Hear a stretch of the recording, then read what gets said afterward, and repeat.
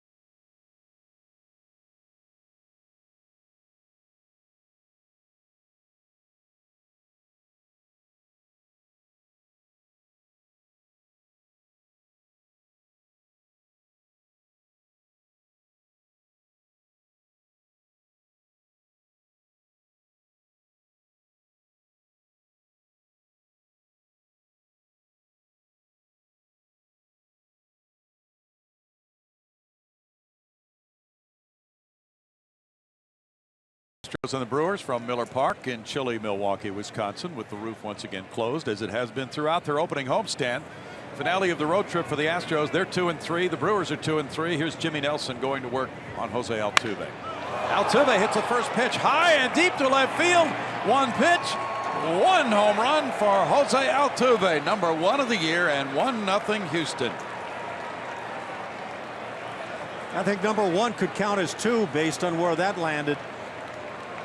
I don't know if Altuve was watching last night with the home runs flying out of here and thinking, I can do that, but man, can he do that. Now let's take a look at our MD Anderson strike zone. It doesn't stay in the zone very long, but right on that inner portion of the plate, Jose Altuve, quick bat, barrel to it, and see ya in a big way. Was way up in that second deck in left field. Now George Springer on the second pitch of the game, and he lines one to right field. There's a diving try, but it's a hit in front of Domingo Santana. So Springer also selects the first offering. He gets a nice result with a single after the Altuve homer. The Astros starting lineup is brought to you by Southwest Airlines. It's Altuve at second base, Springer in right field, Carlos Correa at shortstop, Colby Rasmussen center field cleaning it up today with Tyler White at first base, Preston Tucker in left field, Marwin Gonzalez at third today, Jason Castro the catcher, Dallas Keuchel on the mound. And on the mound for these Brewers and getting hit hard immediately, Jimmy Nelson, 27 years of age, 0-1. We saw him pitch very well back at the tail end of spring training at Minute Maid Park. Pitched against the Giants and was defeated. Yeah, he lost a tough 2-1 game, but he pitched well. And there's the fastball, strike 1 to Carlos Correa. He decides to take the first pitch. Not sure why he got that same fastball to hit. Yeah. .350 with a .381 on base average. 3 homers already in his first week of the season and 4 runs batted in. Altuve hit his 5th career leadoff homer to get it started. He and Dave Hudgens, the hitting coach, talk it over. In tight. In that game you talked about with Nelson against the Astros last weekend at Minute Maid Park, he threw the ball well. 5 1/3 innings, 2 hits, no runs, exceptional breaking stuff. He walked 1 and fanned 5 and won that game. That was March 31st. Well, Brownie, we're 2 hitters in, and the Astros have hit more balls hard tonight than they did in all of that game. There goes Springer, and the throw is accurate, and the Brewers got him. Martin Maldonado, the catcher, making his first start of the year, gunned down Springer. Well, that was strong from behind the plate. And despite the wheels of George Springer, no chance.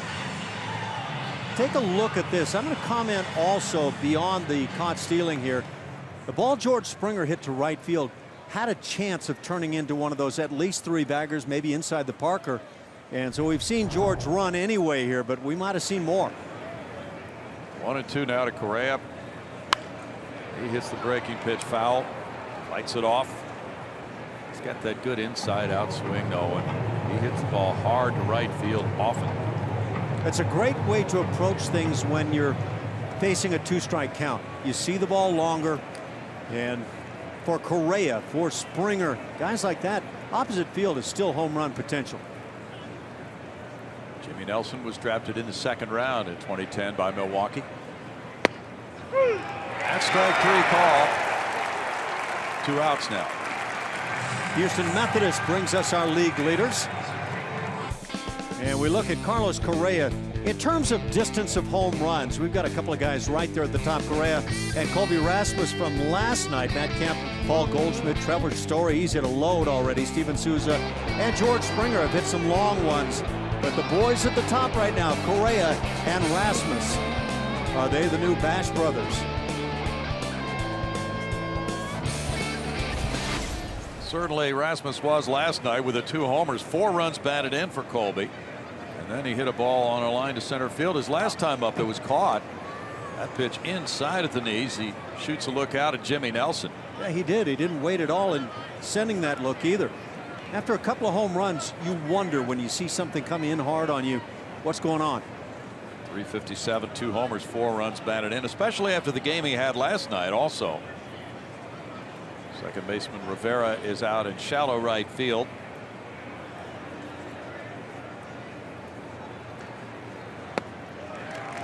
One ball, 1 strike to Colby, who's been cleaning up this season, but he's been in left field today playing center as Carlos Gomez gets a day off. Colby was fooled on that hard breaking ball, but still kept his head right there.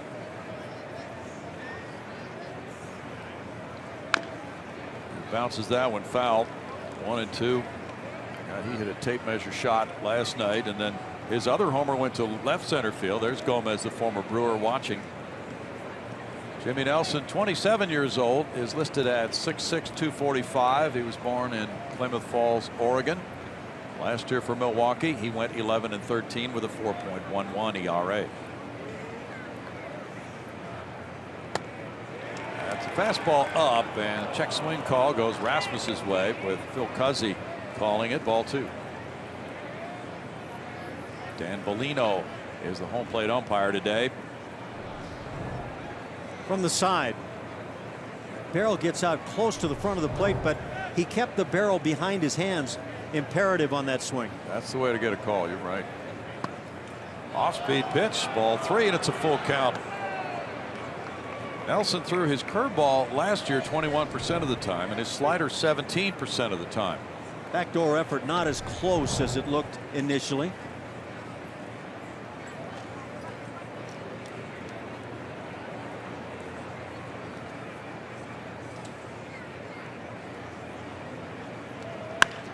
That's hit hard on the ground. Backhanded, though, by Chris Carter. The former Astro takes it unassisted for out number 3.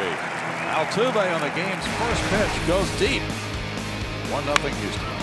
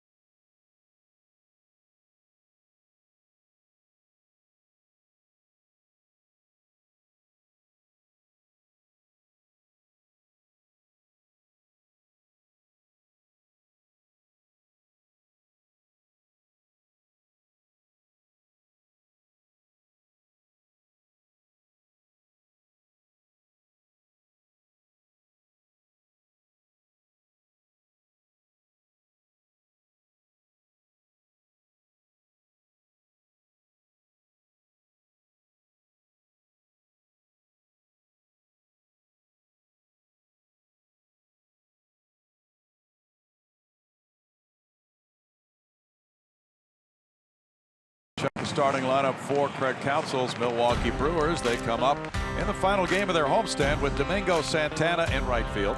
Jonathan Villar, the shortstop, batting second today, with Ryan Braun in left field. Chris Carter, the cleanup man, at first base. Aaron Hill at third base. Martin Maldonado, the catcher. Yadiel Rivera at second base. Jimmy Nelson, the pitcher, batting eighth. Keon Broxton in center field, the number 9 hitter. And Dallas Keuchel hits the hill, his second start of the season. Last year, fastball was off a little bit from the previous year. Take that, radar gun, as he won 20 games and the Cy Young Award. In that first start of the year, beat the Yankees 2 runs over 7 innings on a night where it was really hard to feel the baseball. He just commanded things after he got rolling. That was one miserable day in New York, but it turned out with a W for him. Domingo Santana looks at ball 1. Santana, the former Astro, checks in at 200 with no homers, 3 runs batted in. He's gone 1 for 8 with 2 runs batted in this series. Keuchel misses there to fall behind him 2-0. Both these clubs have won 2 and lost 3. Milwaukee ready to go on an 8-game road trip. They'll be in St. Louis tomorrow.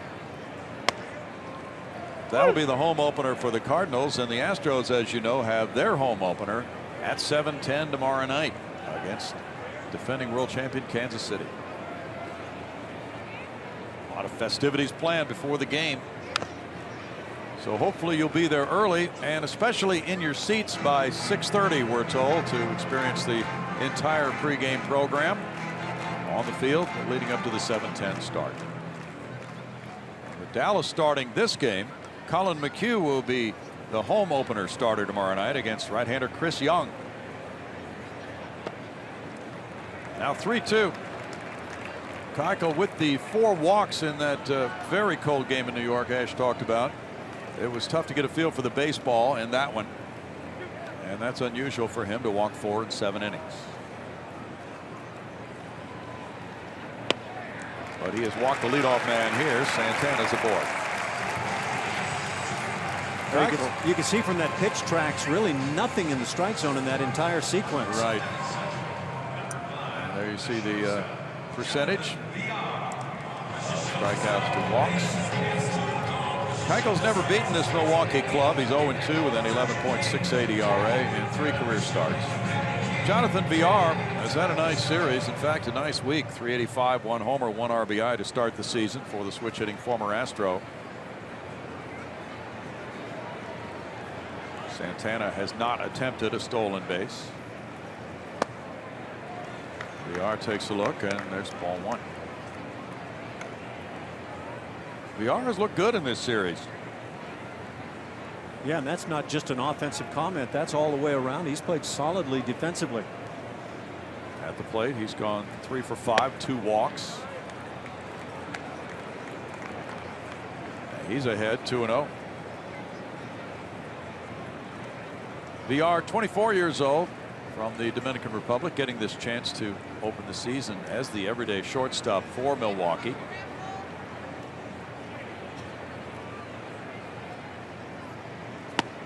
The Astros traded him to the Brewers last winter for pitcher Cy Snead.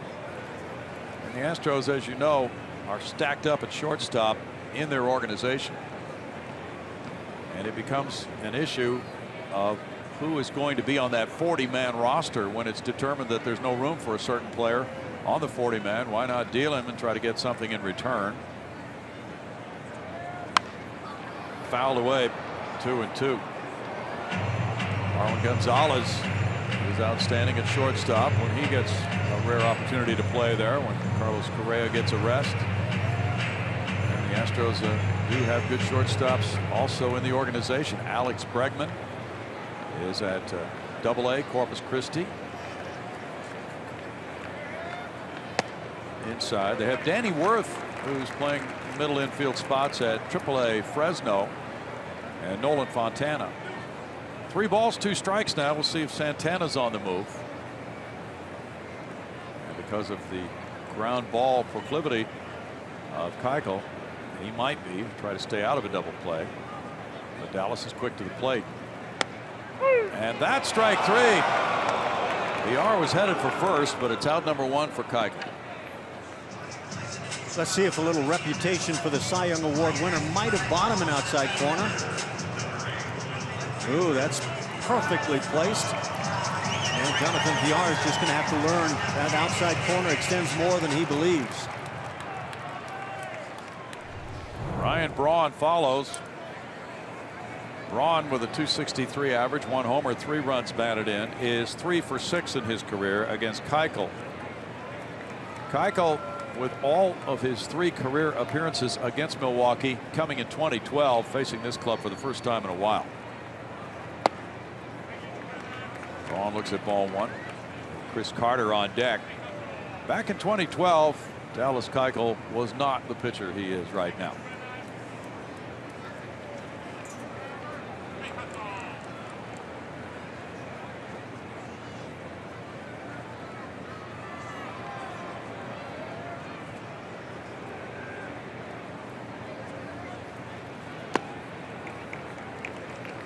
Braun takes, and it's 2-0 to Ryan Braun.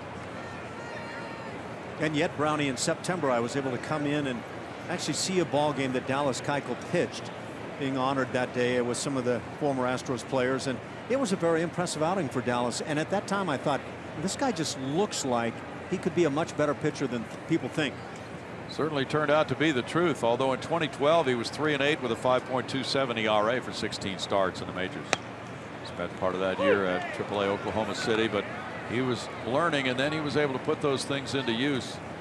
In 2014, going 12-9, and last year 20-8 and the Cy Young Award. 2-1 to Braun.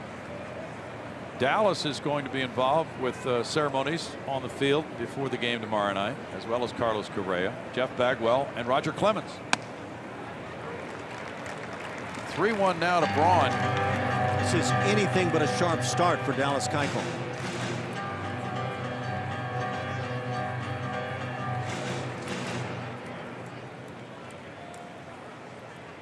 Braun has excellent career numbers against the Astros.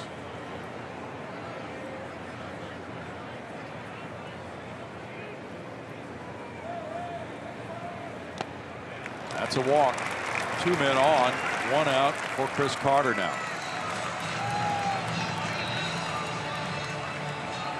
Now, Carter's a guy that certainly you can get the strikeout on, but if you can get that ground ball to create the double play in the inning is exactly what I would think Dallas Keuchel would be after. Maybe a changeup or something breaking to create the bat out in front.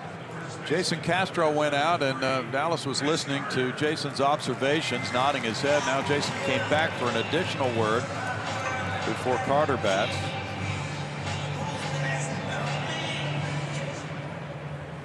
Carter with 2 homers, 5 runs batted in, has hit .235 in this first week with a .947 OPS. Chris struck out all 4 times last night after having the big night Friday night. Friday night, he hit a 2-run homer and had a double. 1-0 to Carter.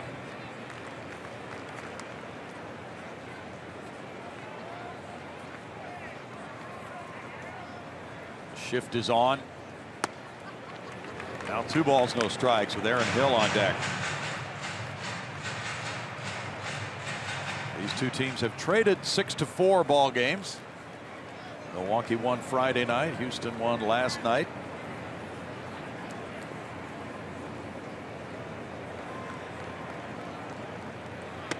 Carter looks at another ball, and it's 3-0. When you're missing that outside corner consistently, one thing that can help a guy is start trying to pick that inside edge and see if it kind of straightens things out, extends you a little further toward the plate.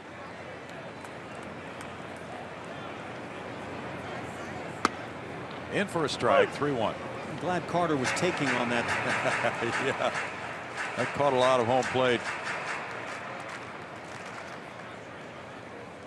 Chris Carter, 29 years old, hit 24 homers last year for the Astros in 391 at bats.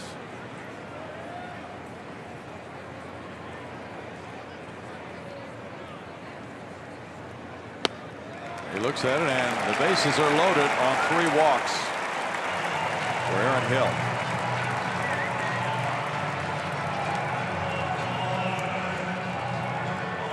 Brent Strom out to the mound before Hill bats.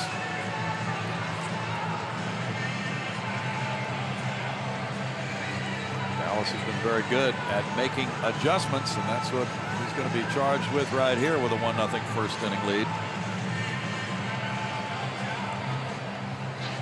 Strami had a funny little story at breakfast, Ash, about when Art Howe was managing the Astros, and Dave Smith was the closer, but there was a young closer who was doing well at AAA, who was trying to make the club in spring training. Won't tell you who he was, but this closer was struggling in the spring, and Strom was listening as Bob Cluck told the story about him. A line shot to right field. Diving Springer. It's in for a hit. 1-run home. Throw to second. Another run scores. And Milwaukee grabs a 2-1 lead on the single by Hill to right field. Santana and Braun both came in on the hard hit ball by Hill, giving him his first 2 runs batted in. I know what the thinking was right here. George Springer, if he gets up and fires to the plate after making that great diving stop, only 1 run scores on this play. But I think George immediately thought he could get an out at second base. Ball very sharply hit. Watch the reaction. Yeah, I can get an out, but in the meantime, the run comes in and scores. So 2 runs on the base hit. Like he juggled the ball a little bit when he got up and was trying to get possession of it. Now Martin Maldonado, first at bat of the season for him. There's strike 1. Jonathan Lucroy has been catching. He's a .221 career hitter with 20 homers, 90 runs batted in for Maldonado. Kaka would love a double play ball to clean up the inning here after 3 walks and a 2-run single. Watch this play by George Springer. Ball obviously hit very sharply. Springer makes quite a play out of it. And without that bobble, does he come up with a cleaner shot to throw in a little bit more quickly at second base and get it out? Maybe. But had the thought process been come home, I don't think the Brewers were going to send. He chases and Maldonado falls behind 1-2. What this has felt like in this inning to me is a pitcher who's just not feeling the baseball that well, who comes out in the first inning like so many guys with the notion of establishing the fastball early, and the fastball just has not been there.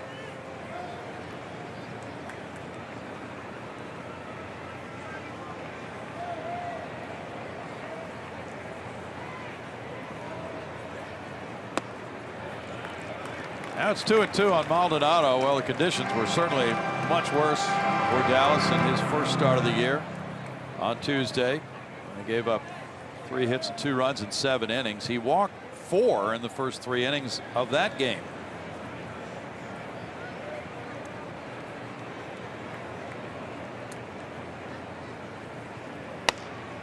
And now he's 3-2 on Maldonado. Yeah, that fastball, which when he's on his game, is right where he wants it. Right now, it is not there.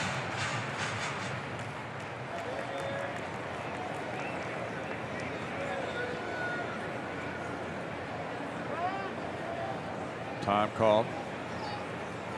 So Bob Cluck, the pitching coach, told this young reliever who said, well, I get nervous when Art Howe is at my games. He said, well, he's the manager. He's going to be at most of your games.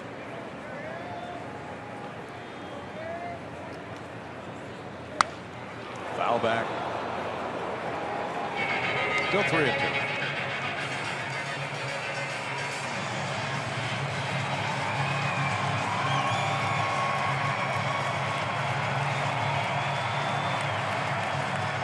Carter at second, Hill at first. Yadier Rivera is in the on-deck circle.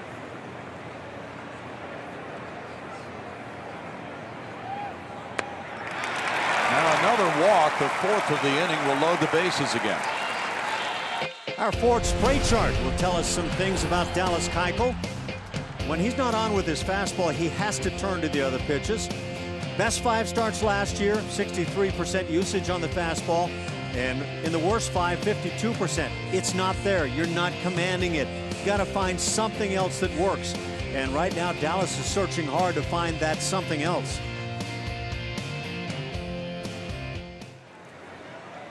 Bases loaded for Yadiel Rivera. 4 walks, ties the season high from last year. Rivera off the bench last night was 2 for 3 for his first 2 major league hits. Changeup gets him out in front. Even that, getting the swing out in front, was not a great location. But finding command can be a process in a game for anybody. Now, Rivera did play briefly for Milwaukee last year. Foul away, so those were not his first major league hits, as I said. He hit .071 last year, 14 at bats. No balls, 2 strikes to Rivera. He was a 9th round pick of the Brewers in 2010 from Puerto Rico, 23 years old. But swung the bat pretty well in last night's game. Yeah, he did. 2 balls hit very sharply. A couple of changeups here from Keuchel, and both left up.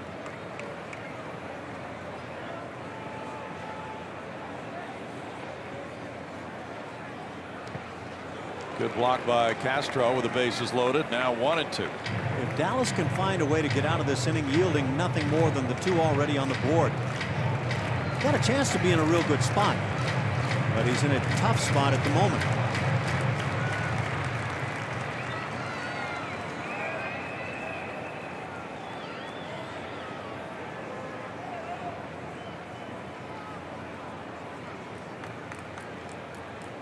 Pitcher Jimmy Nelson is on deck. 2 and 2. Dallas rarely struggled like this last season.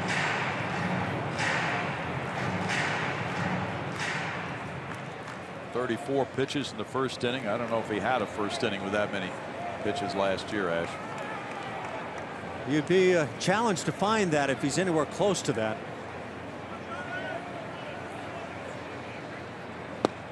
He gets a strikeout. 2 down. 4 walks and 2 strikeouts in an inning. Now that's going to elevate pitch count immediately.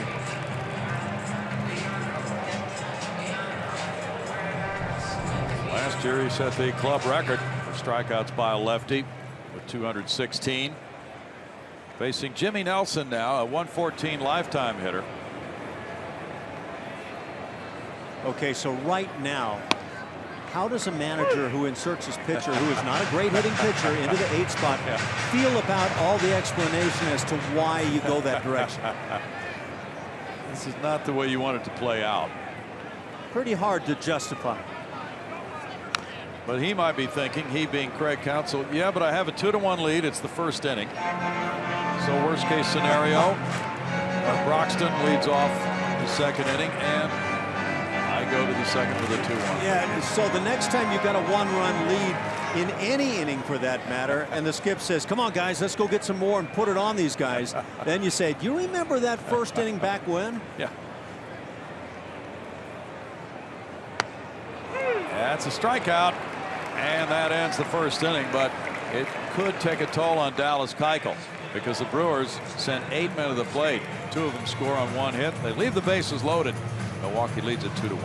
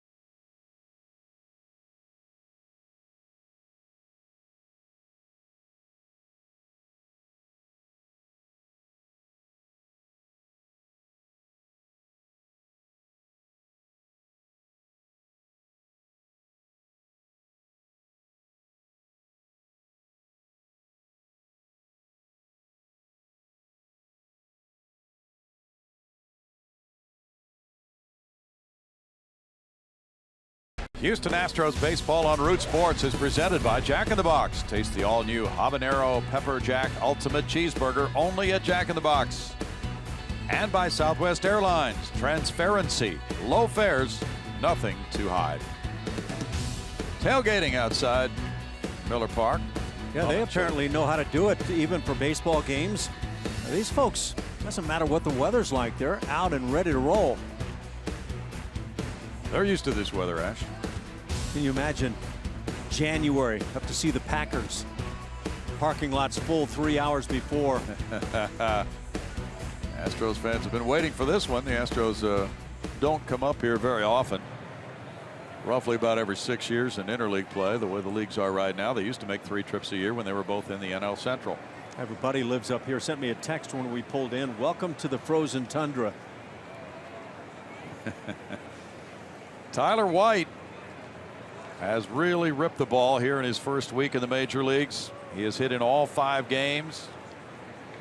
Not only that, but he's been a powerful hitter with 3 homers, 9 runs batted in, .667 batting average, 10 for 15. Best first week in the majors by an Astros rookie breaking in. There's ball 1 to White. Orlando Miller in his first 5 major league games in '94 with Houston was 9 for 19, 2 homers, 7 runs batted in. White tops that. Hit for a strike, and it's 1-1. See how White's body was heading toward the third base bag, and yet he can take a pitch and drive it to right with that same stride. Well, he hit another home run last night, driving in 2. Friday, 3 for 4 with a double, a homer, 3 runs batted in. Nelson throws, and it's 2-1. So in this series, Tyler's 4 for 6 with 2 homers, driving in 5. He has more hits with 10, homers with 3, runs batted in with 9 than any Astros player has ever collected in his first 5 games in franchise history. 3-1. Let's see, he's up there aggressively ready to hack. Yeah. But he has an ability with that attitude to lay off pitches out of the strike zone. He's currently first in the American League in hits and runs batted in. Tied for second in long balls. That's a strike to make it a full count. We saw Dallas Keuchel hit the outside edge, and he was there for a called strike. How about this one? Maybe a little bit off. The way White is swinging the bat, people on the Houston bench probably aren't that unhappy that that was a strike. Maybe he'll see something to hit here. Let him get him his hacks. You're right. He fouls that one away. Just tough at bats every time up, Ash. Hands stay back. That enables a guy to be able to hit anything coming in. You gear yourself for fastball speed. If the hands stay back, you can handle the off speed. It's hard to do, but guys that do it well are the good hitters. He hit .362 at AAA Fresno last year. Ground ball wide of third.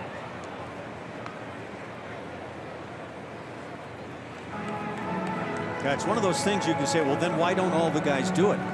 Well, you challenge yourself to, but when you start with that front shoulder and hip, the hands tend to drag. And once they drag forward, there's only one speed you can handle.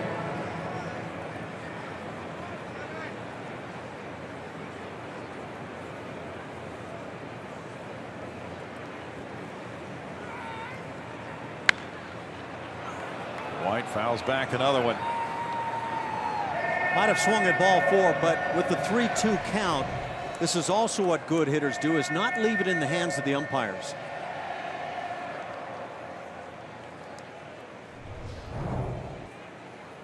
Very aggressive and quite solid.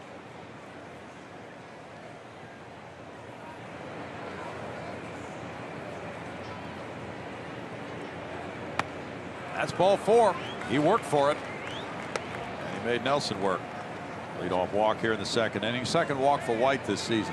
So, and I'm sure many people are going to say he draws his walks. Well, yeah, he does, but he does it not in the style that a lot of people in today's world think. Well, you go up there and you take strikes until you have 2 strikes, and then you kind of battle off. No, he was aggressively going about that at bat. Preston Tucker follows. He's on a 4-game hitting streak. All 4 games he's played. .444, 1 homer, 2 runs batted in for Tucker. 1 for 2 with an RBI in this series. The shift is on. It's not an extreme shift. There are 2 players, as you see there, between second and third, but one of them's pretty much up the middle. They have shifted Aaron Hill up the middle, and they've left Jonathan VR between second and third. It's a guy, Preston Tucker, that I have just loved the swings from. There was a good one too. 1-1. The guys will say if I foul it straight back, that means I'm just dead on it, and that's what Tucker does here. Great swing. Well, tomorrow night begins an orange out series. So wear your orange when you come to see the Astros play the Royals Monday through Thursday. All of those start times are 7:10 for that 4-game series.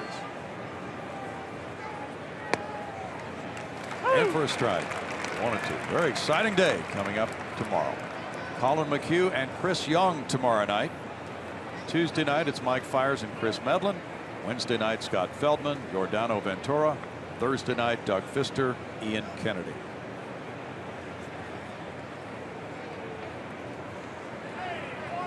Rematch of the ALDS, and what a series that was, with Kansas City beating Houston in 5 games. Foul back.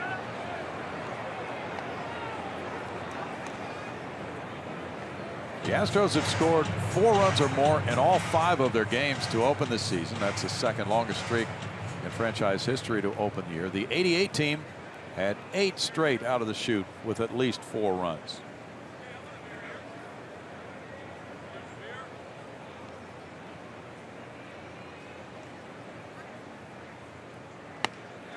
Tucker's down on strikes. Second punch out for Nelson. The Astros home opening series is April 11th through the 14th against the Kansas City Royals. Brownie was just talking about it. Get your tickets to see the Astros kick off 2016 by visiting Astros.com, or you can call 1-877-9-ASTROS. Don't forget those 2. Astros.com, 1-877-9-ASTROS. There's an exuberant bunch. Astros fans are here, hoping that Marwin Gonzalez can deliver with a 143 batting average, getting the call at third base. Day off for Luis Valbuena.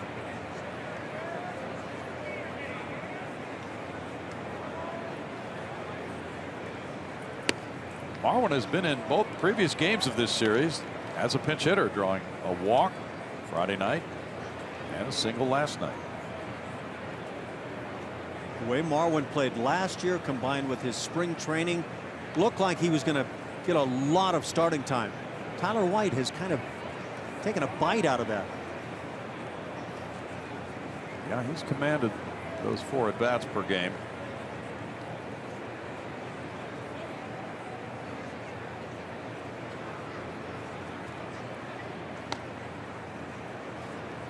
Ball 2 to Marwin Gonzalez. Jason Castro's on deck. 24 career homers, all of them solo for Marwin.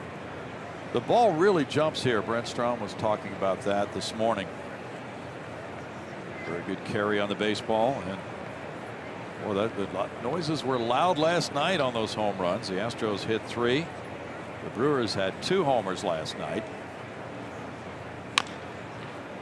Bounce wide of first base. 2-1.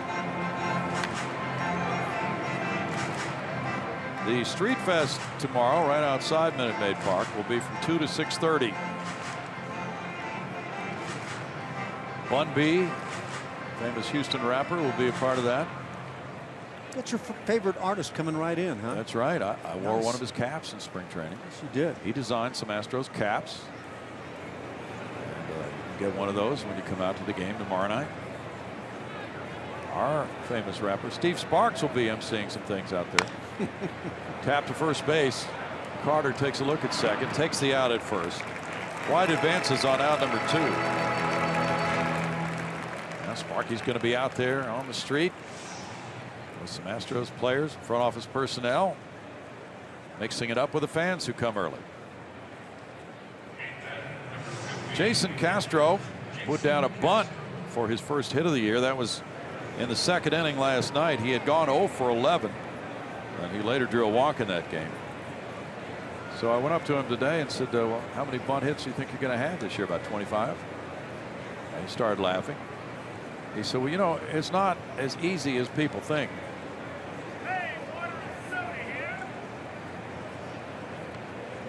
I'd go up and take my chances.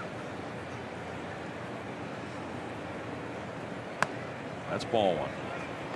But he put down a beauty last night. But he said, well, I could go out in batting practice and they could throw me 100 pitches and I could put down 100 bunts. But it's a little bit different when you get up to game speed. That might tend to kind of mess up the rest of the game a little bit. True. But you will be prepared for the major shift.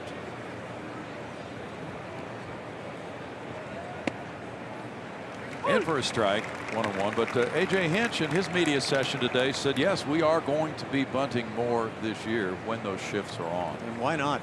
And I continue to wait and see the major league teams decide, especially with the left-hand hitters, to go ahead and have a 5-swing round where all 5 swings are intended to be a ground ball on the left side.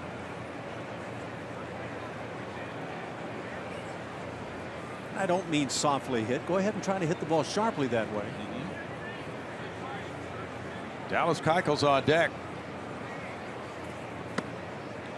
In for a strike, 1-2. I played for Frank Robinson at the time with the Indians when he first became a major league manager. And when he was to put on a hit and run, he told us, I don't want to see that little weak swing and something flared to the opposite side. I want to see you hit the ball sharply on the ground if possible. And so that became kind of a learning point for a number of us.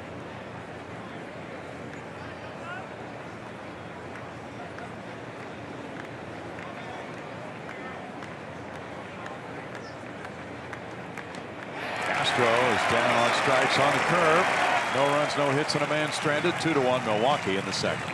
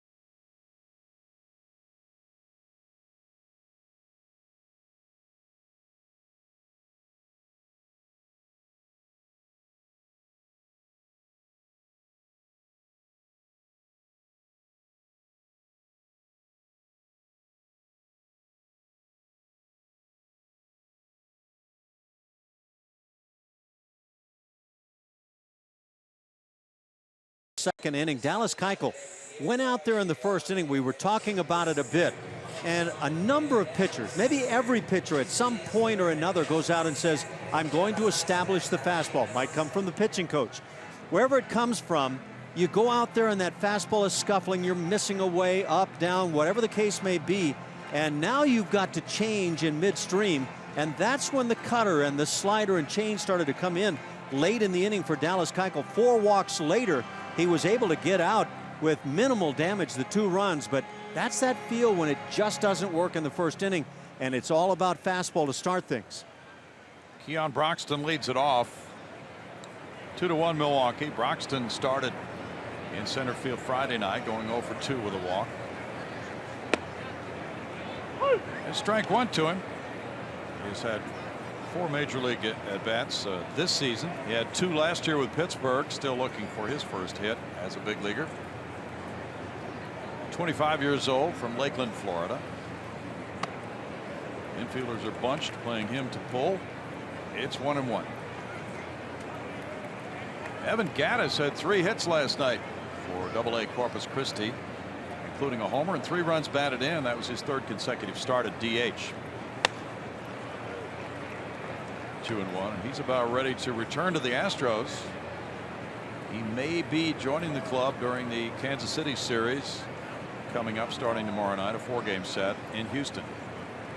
Hit out to right field. George Springer turning.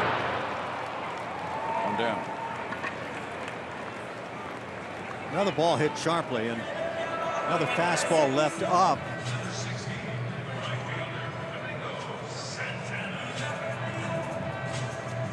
Here's the way Bulldog being looks now, clean shaven.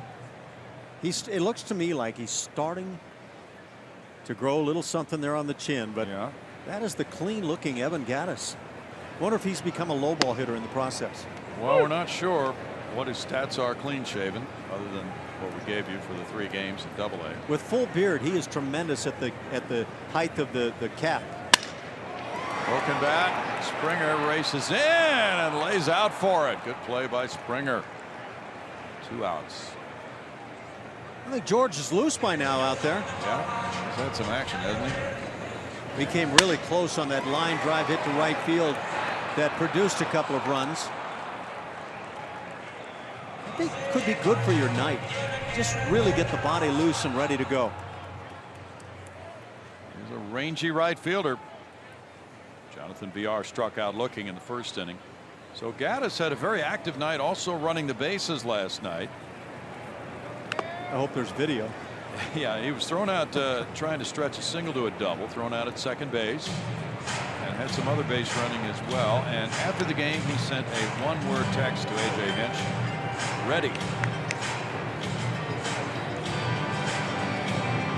The idea that the Astros want him to do some catching will continue, but probably once he gets back to the Astros, that'll be instituted, that program, so he can do some workouts and then do some working behind the plate in games. Did AJ send a 2-word text back? Great White. Not sure about that, but that would have been interesting.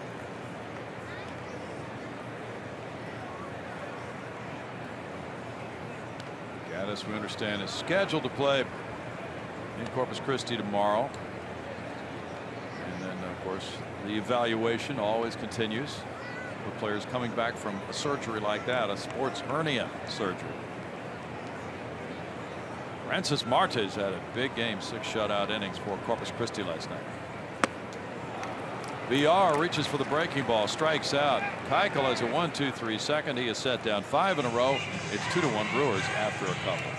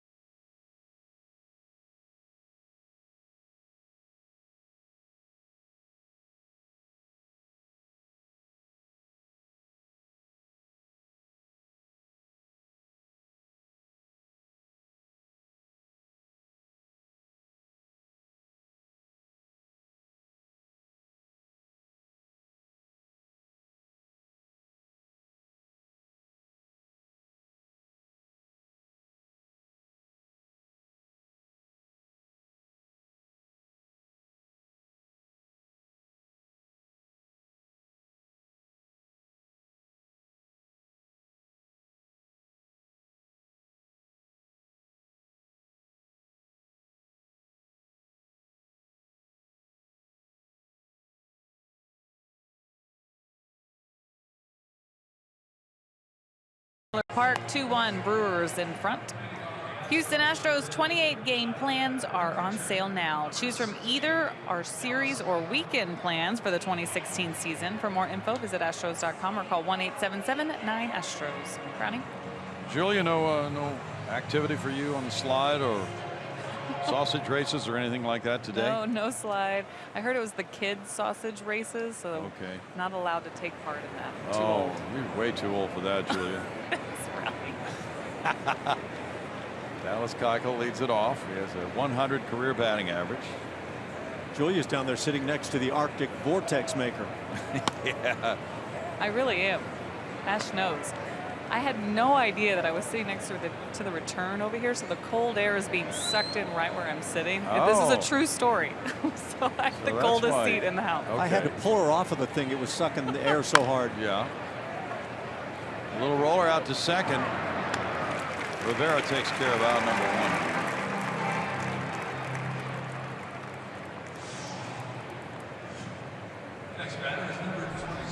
Mattress Firm Super Mo right here at Jose Altuve. First pitch of the ball game, and it went a ton. It was right on the inside edge. Altuve obviously guessing fastball first pitch, and he just wanted to enter the party. He went right into the heart of things. Well, the Astros have homered in all 6 of their games to open the season. For the second time in history they've done that. The Giants also have done it. Altuve takes ball 1. They were second in the American League in long balls when Altuve came to the plate. Now hit 11 homers in their 6th game with some more time to go. Showing bunt. Altuve takes. It's 1-1. Jose. The Detroit Tigers will be in Houston next weekend. 2 tough opponents coming in for the next 7 days to Minute Maid Park. Then the Astros go to Texas for 3. Come back home and meet Boston later on in the month. I can assure you those are 2 teams, KC and Detroit, who have their sights set on winning their divisions.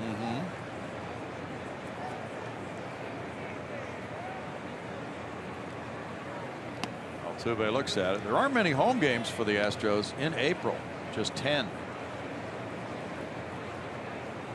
Yeah, you'd hate to be at home under the dome in Houston for the early part of the season. Let's go to New York and Milwaukee to start it.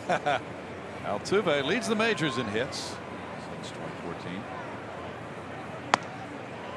And this time he walks. That's his 2nd walk of the season. He's leading in steals with 3.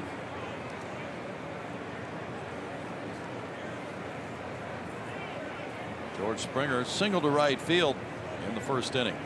Altuve stole a base last night. The Astros have 3 steals in 5 attempts now in this series. Springer was caught back in the 1st inning. They really were exceptional last year in interleague play, going 16-4. 8-2 at home, 8-2 on the road.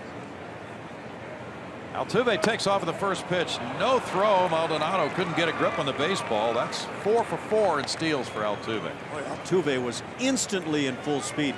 Maldonado has a great arm behind the dish. Watch how quickly he tries to get rid of this. He is firing out and couldn't make the exchange, but Altuve was digging.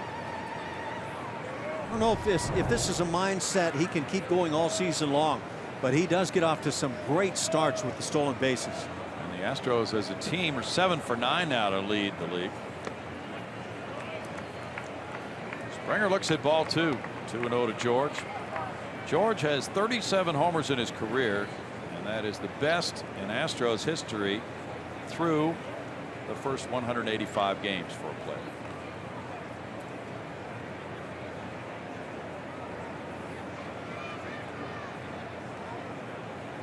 Carlos Correa's on deck.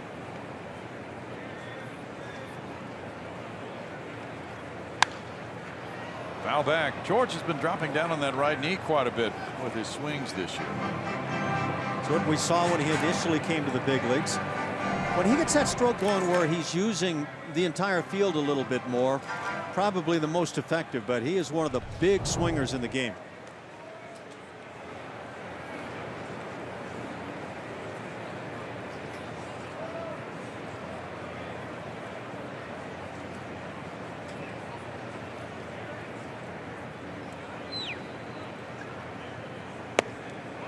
Throw to second. They got Altuve. Rivera running him toward third and tagging him out.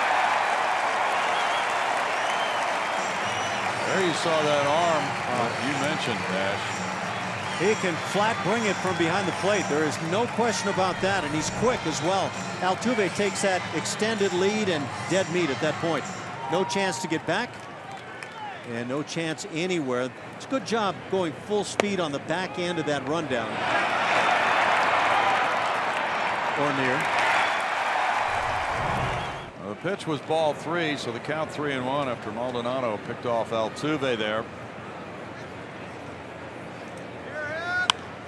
Springer puts it in the air. Carter will not be able to get to this one. 3-2. Haven't been seeing the pitchers get to 90 a whole lot, but I think Maldonado might be there. Yeah, he looked like he was at 90 on that peg down to second base. To see minor leaguer with the Astros, Alberto Gonzalez, during spring training, and I have never seen an arm better. Maldonado would challenge.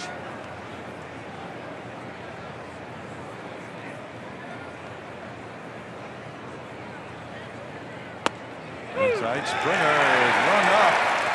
He thought ball 4, but instead it's strike 3 for Dan Bellino. 4th strikeout for Nelson. 2-1 Brewers.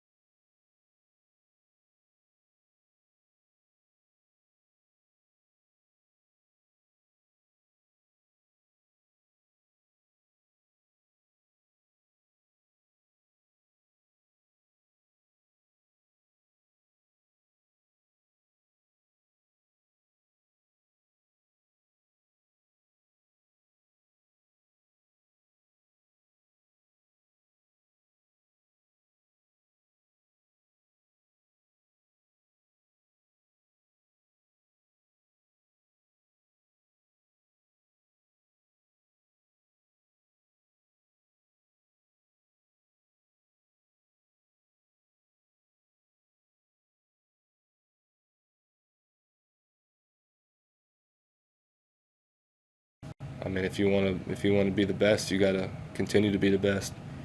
And I'd like to be the best for a very long time. You know, whether that happens or not is yet to be determined. But I'm going to put in all the work and do all the necessary things and adjustments that I have to do to keep myself there. And I want to be a guy that people remember as a good teammate, but a fierce competitor and a hard worker. So I think I'm well on my way to that, but you got to continue to take pride in your work, and I think I still have a lot to prove. The Astros ace with the Geico quote of the day, coming off a very special season, the Cy Young Award being a big part of that year for him. And we've told the story before, but how about this for some motivation? Brownie, Roger Clemens texting him after he won that award to congratulate him, but basically said, all right, time to go get another one. And coming from a guy that has 7, you could certainly use that as motivation to get even better. Those two will be playing a little catch before the start of the game tomorrow night, we're told. 7-time Cy Young Award winner to last year's Cy Young Award winner in the American League. That'll be part of the pregame festivities on the field at Minute Maid Park. Ryan Braun got underneath that pitch for a fly ball to center field. 1 pitch, 1 out in a 2-1 game in the 3rd inning now with Chris Carter batting. He walked in the 1st. My thoughts in listening to Dallas Keuchler. That's a fair ball, left field corner for Carter. It kicks out and is played by Preston Tucker, who throws to second, and Carter's in with a double. Well, I didn't intend to set that up. I think Altuve was trying to play a little hit and ball trick right there. Kind of curious to see what exactly he had going on. But back to Dallas Keuchel. What I really heard was, number one, and he didn't mention it, you have to have the desire. And maybe he did in a roundabout way. You have to have that desire, and he has it in spades. Aaron Hill's the batter. He lined the 2-run single to right field in the first inning.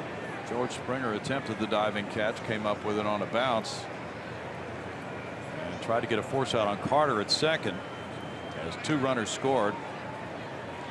Danny Reynolds, who was on the Astros 40-man roster and then was removed, has been claimed off waivers by the Angels today. In for a strike. And the Texas Rangers, who have injury problems, Shin-Soo Choo is on the disabled list, have called up 20-year-old outfielder Nomar Mazara, and he now becomes the youngest player in the majors, younger than Carlos Correa. Take a chance with anybody named Nomar. Yeah, and he is a heck of a prospect too. 1 ball, 1 strike. Not only did Chu go down with an injury, but their starting catcher Robinson Chirinos has a broken arm. So that trade the Rangers made a couple of weeks ago to get Detroit's backup, Holiday, is looking very good right now.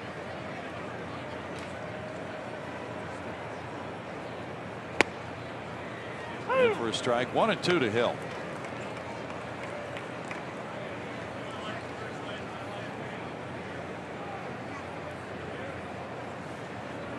Infield shifted around, playing Hill to pull the ball on the ground. But in center, Colby Rasmus is about 4 steps toward right center.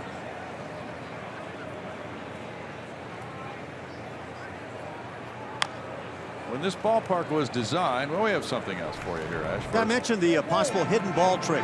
Throw comes in, Carter's got his double, so Altuve starts to run away, and now ball goes in pocket. This Carter, I don't know if he knows where the ball is, but that could have gotten fun. Does that mean if Carter walked off the bag and Altuve left the ball in his pocket, he could tag him? Yeah, tagged him with his pocket, he would be out? might have been a bit embarrassing. Yeah. Hill is down on strikes. Strikeout number 5 for Keuchel to go with 4 walks. That's a crazy start for Dallas. A much sharper Dallas Keuchel than we saw in the first inning, able to get ahead and then eventually get the strikeout. Look at where all 4 of those pitches were. Now that's Dallas Keuchel, he of the Cy Young Award. Maldonado will be next. That Corpus Christi team, Ash, through the first 3 games has not given up an earned run. They think they are the Dodgers? Yeah, it's the same thing the Dodgers did against the Padres. Strike to Maldonado. Yeah, that apparently is a pretty good roster. And I'm not talking about the Dodgers. Joe Musgrove started the first game.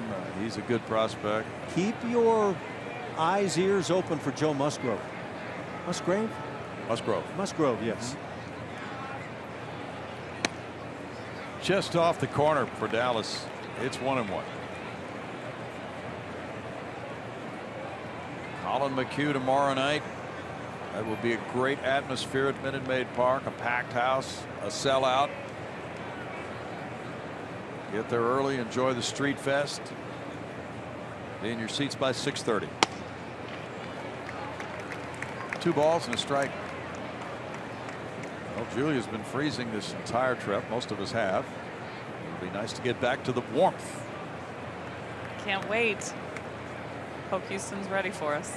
Don't let anybody see you sweat. It's an unusual start to the year. Generally, the Astros start at home. Excellent change. Yeah. If they get this game today, they come back with a 3-3 record. That's not a bad way to start the season.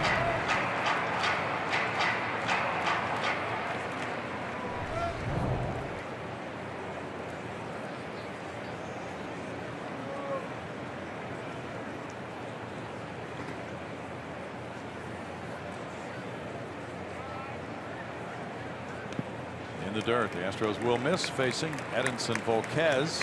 He's to pitch today for Kansas City. But they will catch, as we mentioned earlier, Ian Kennedy, the new man in the rotation for Kansas City. He signed as a free agent. He'll be working Thursday night against Doug Fister. Fister got his first win as an Astro in his Houston debut here last night. In that game, the bullpen performed well. Looking back to Friday night, Chris Davinsky went 3 innings in relief. That has really helped the bullpen here this weekend.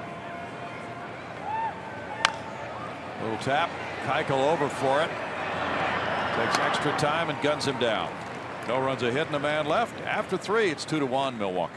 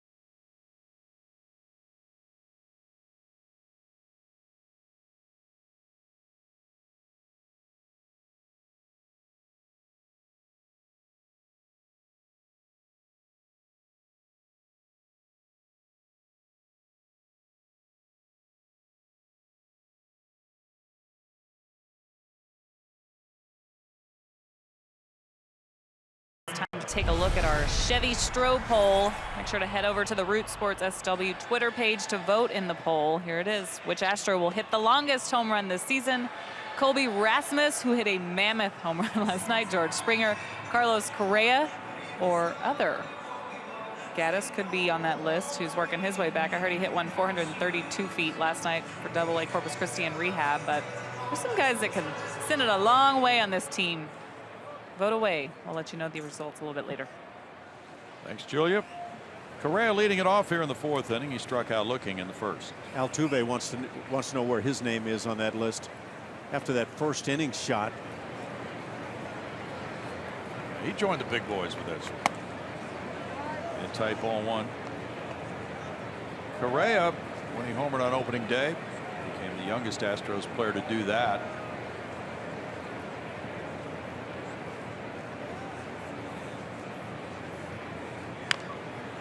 Fouls it, and it's 1-1 to Carlos.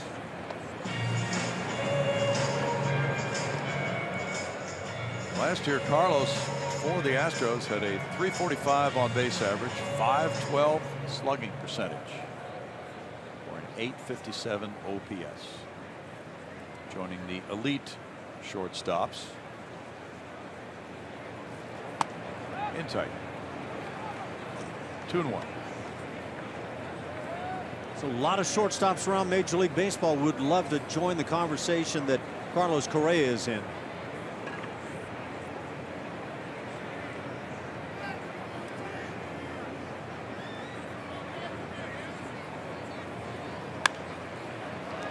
Foul back. 2 balls, 2 strikes.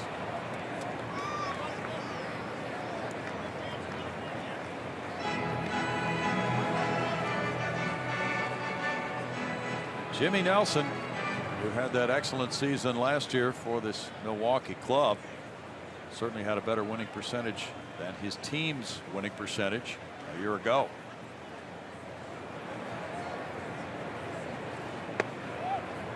It's 3-2.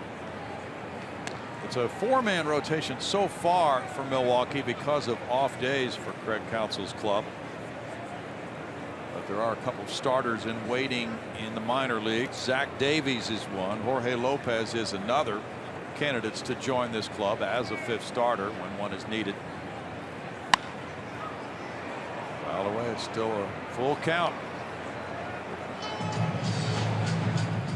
But Nelson is one of the homegrown players, and the intent of the Brewers is to have many more of those.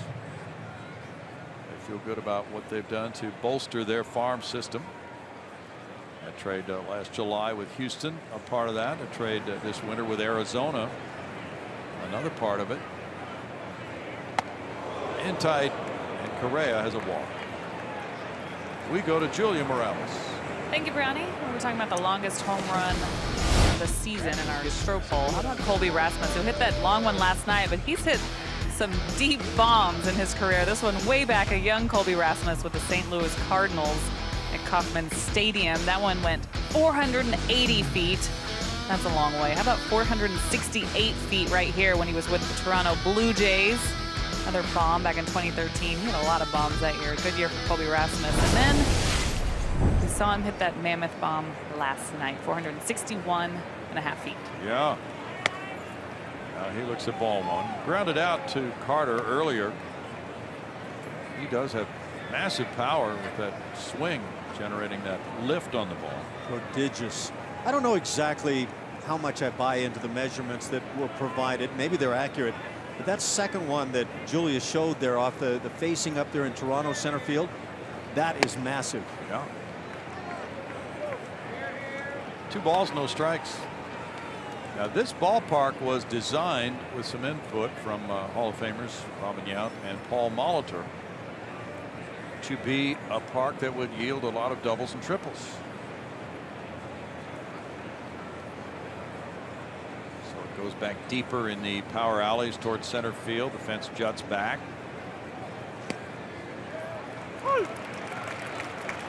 2-1, but it's been a good home run park in this series.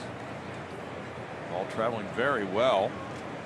There's the way that fence juts back in right center and left center to 400 in straightaway center field. In order for that fence to jut back the way it does, to get to 400 feet tells you that it's a little bit friendly there in the gaps. Yeah. It also angles back in right field. Yep. Popped up. Carter over by the Milwaukee bench, still coming, and he falls and is unable to make the play.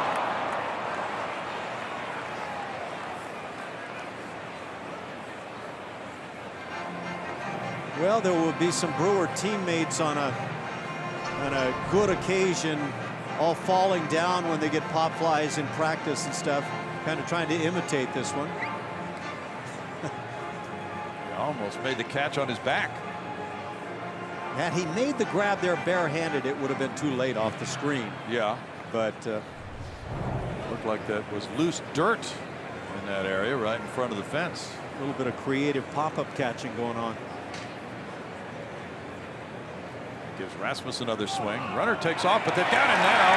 Correa's in a rundown, and he is tagged out by Carter.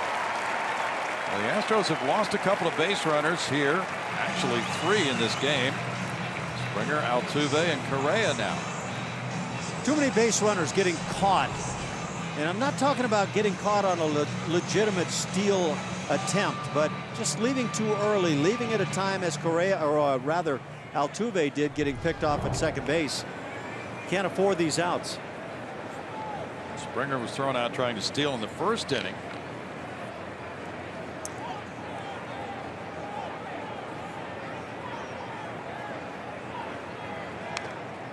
Rasmus fouled it. The Astros have 2 hits. They got those from the first 2 batters in the game. They scored on the Altuve leadoff homer. Then Springer singled. He was thrown out trying to steal second.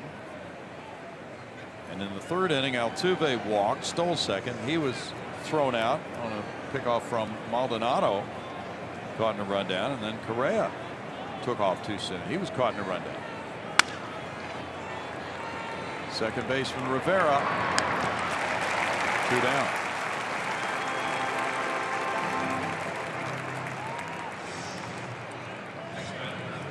The Great White. Tyler White comes up. Let's see if it's feeding time for the Great White. He drew a walk in the 2nd inning.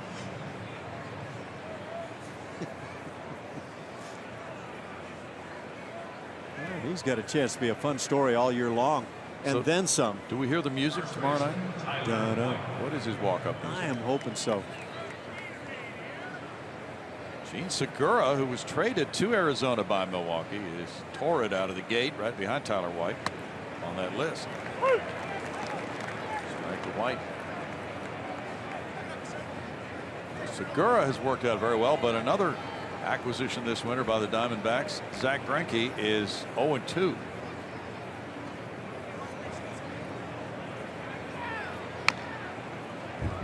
No balls, 2 strikes. This is a club record for the Astros. They've homered now in their first 6 games of the season. They've never done that before.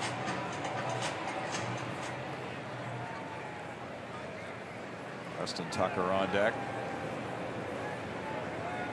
Yeah, it seemed with the departure of Chris Carter that maybe the team might be lacking in some long balls, but right now it doesn't look so. White strikes out, and in the 4th inning, the Astros had a base runner. They lost him, and they trailed 2-1.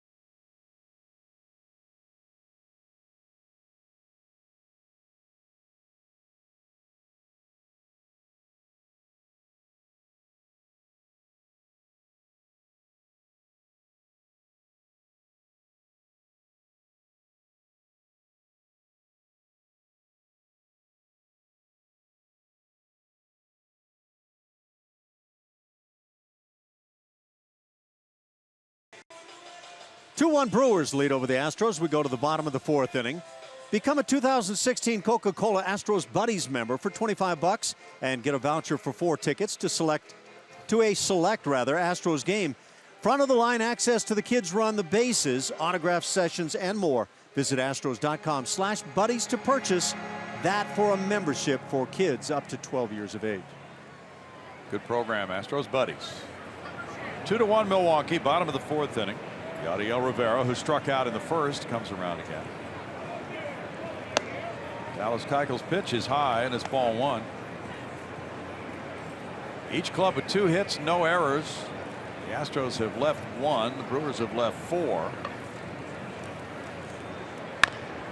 That's a fair ball past Marlon Gonzalez up the left field line. Rivera heads for second base, and he has a bouncing double to open the 4th inning for Milwaukee. You know what this is? when handled by an infielder. Just another ground ball out for Dallas, but sometimes those ground balls can be highly dangerous. Just a chopper that is well positioned over the bag.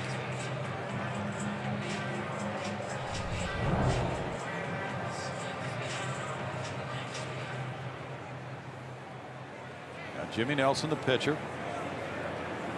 One sacrifice bunt is expected to be trying for number 2 here. Marwin Gonzalez is in on the grass at third. Tyler White has moved in tighter at first base. He's swinging away, grounding, freezing the runner. Gonzalez now will wait. Nobody's at first. Tyler White couldn't get back to first, so Nelson beat the play.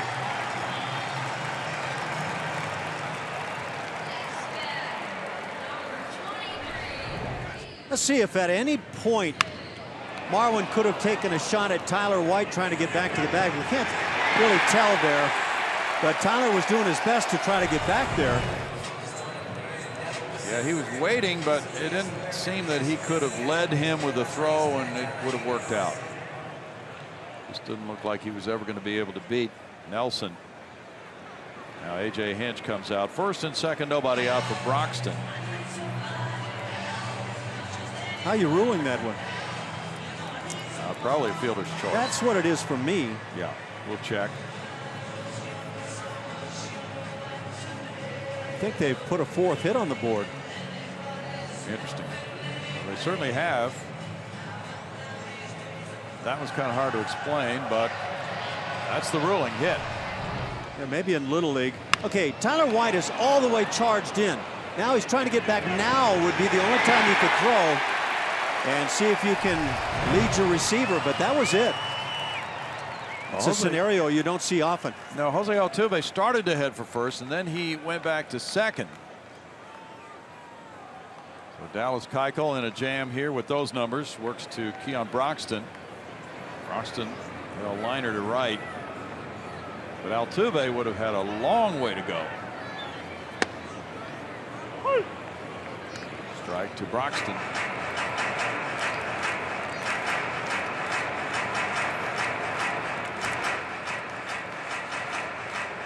A Keuchel double play ball will certainly help to clean up this mess.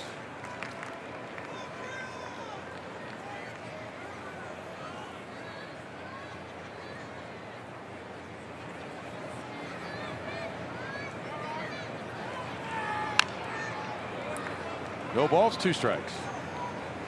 Our Lexus defensive rankings.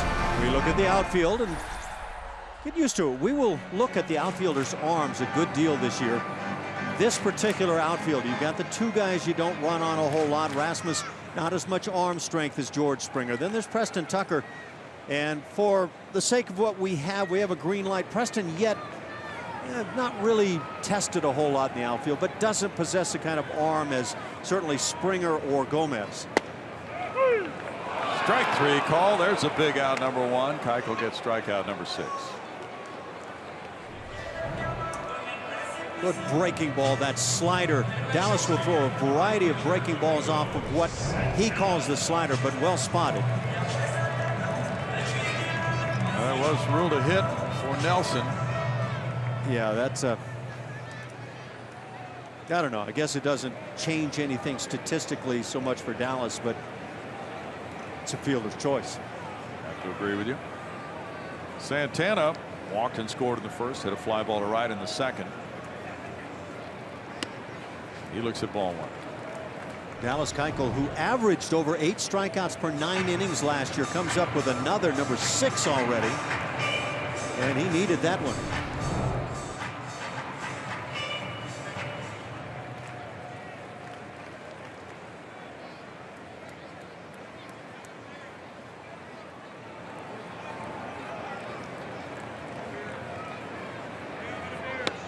Santana's not biting.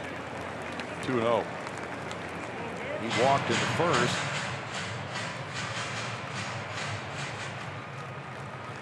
Mark Attanasio bought the Brewers before the 05 season. They were in a 12-year losing streak at that point. They made quick improvement.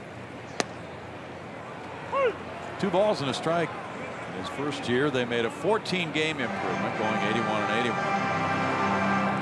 How you go about coming up with strikes when you're behind in the count as a pitcher 2-0 makes a great deal of difference in the success you have a chance of having. That was an excellent backdoor breaking ball for the called strike. Altuve is close to second base, trying to help with the base runner. Now 3-1. You saw what the Brewers have done under Atanasio with a couple of flags up there. Got the wild card berth in 08. That put an end to a 26-year playoff drought and won a division title in 11.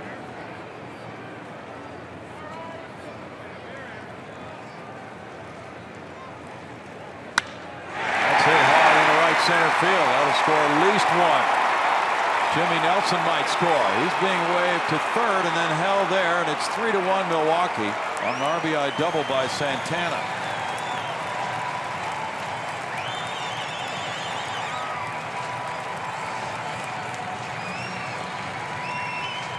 We've seen some balls hit sharply against Dallas. This one just right there to handle, and Domingo Santana is turning into a pretty good-looking player for the Brewers. He was all of that in the minor leagues for the Astros, just didn't seem to be able to unleash the inner beast when he got to the big leagues. Now 3-1 lead. Santana's been on twice. Infield moves in. Jonathan VR has struck out both times in this game. 2-minute scoring position with one out and Ryan Braun on deck. Critical point of the game for Dallas Keuchel here. He deals strike one. That last play, you're the third base coach. That's your pitcher, the trail runner coming from first base. What do you do with one out? Right there, to me, Nelson is probably dead to rights at the plate if he tries to go. Yeah. Little roller to first. White checks the runner. And the other thing is he may be exhausted for the top of the fifth inning. Ash. Yeah, that's a great point. You're trying to get him at least the 5 innings, but you know that point combined with you could get hurt, number one, at the plate, and likely you're out on the play. Probably a very good decision. Boy, you bring up an outstanding point on the dilemma of a third base coach sending that pitcher to the plate when it looks as if there might be a play on him. Third base coaches toss and turn at night thinking about that. By the way, that was pretty handy getting the ground ball to the drawn-in first baseman to prevent a run. Now first base open as Braun comes up. So do you prefer pitching to Braun or Carter? I think the answer would seem obvious. It's how you go about it now. Do you pitch around or just blatantly put him on? Yes. Braun drew a walk in the first. They're going to be quite blatant. No attempt to get him to go fishing. And I think this is the way to do it. You have to give a hitter like Braun credit. Yeah. And if you try to pitch around him, he's just going to take a walk. But if you make a mistake, he's ready to pounce on something. This is playing the percentages, pure and simple. And percentage-wise for the Brewers, Braun is a much better option. It'll be Carter with the bases loaded and 2 outs. This is the 5th walk of the game by Keuchel. He had 4 in the first inning. He walked 4 of the first 6 batters in the game. And Carter was one of those. Carter drew the 3rd walk in that first inning. He also doubled in the 3rd to left field.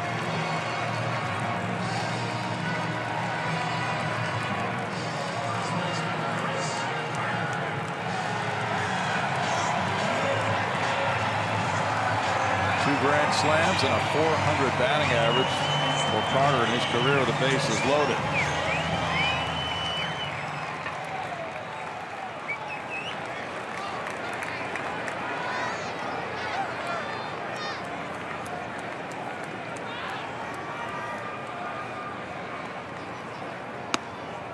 That's strike one. Going to hit right there. Carter let it slip on by.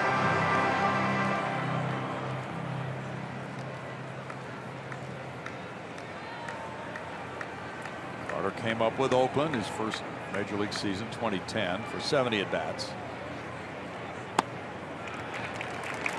1 ball and 1 strike.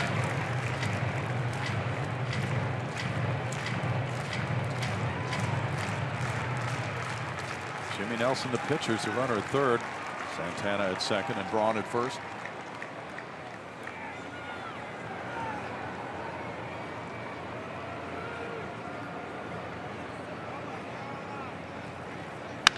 Carter hits it hard. Marwin Gonzalez comes up with it, takes his time, throws him out. That ball was blistered, but Gonzalez got in front of it. And the Brewers settle for 1 run on 3 hits. They leave 3. They're in front 3-1 through 4.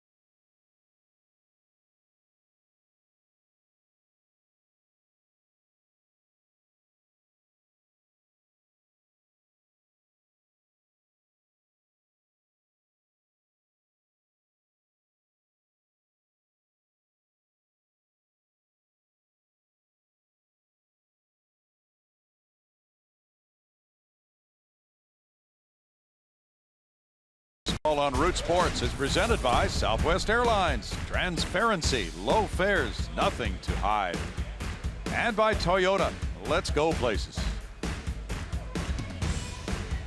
3-1 ball game. Milwaukee has the lead and was threatening to do more. Bases loaded, 2 outs after the intentional pass to Ryan Braun, and Chris Carter hit it hard. Sharply hit. Good third baseman. Any spot in the infield, by the way, from Marwin. And then that little Adrian Beltre type throw onto first base. He's quite accurate.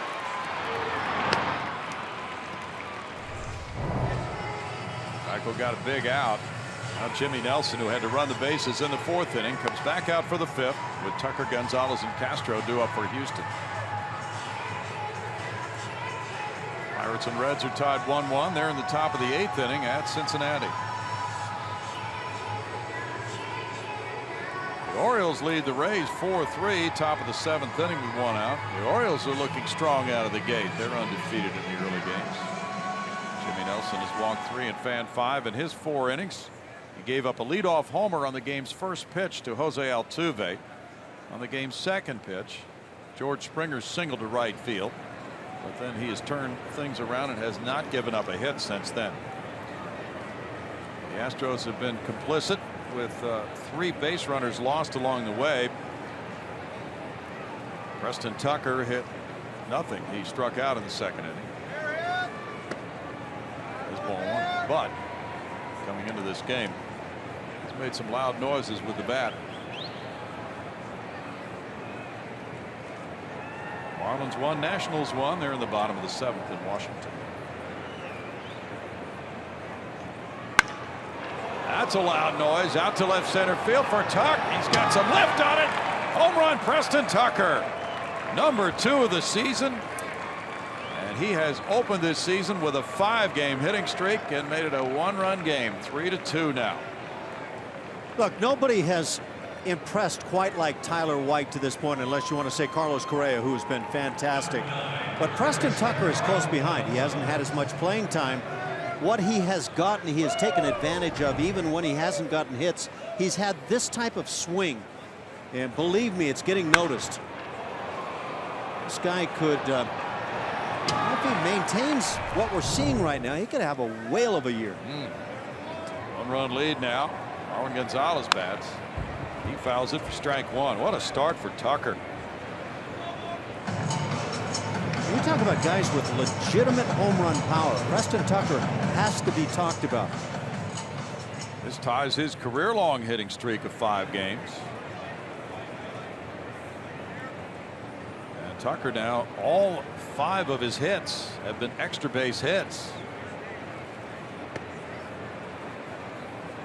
1-1.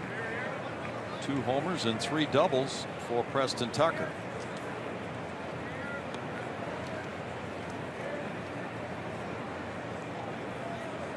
Strong young man.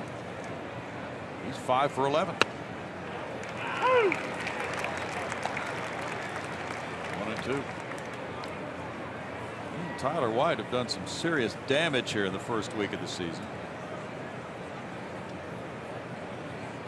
Yeah, there was a good stretch during spring training that you really didn't know where the 2 guys fit in terms of making this club.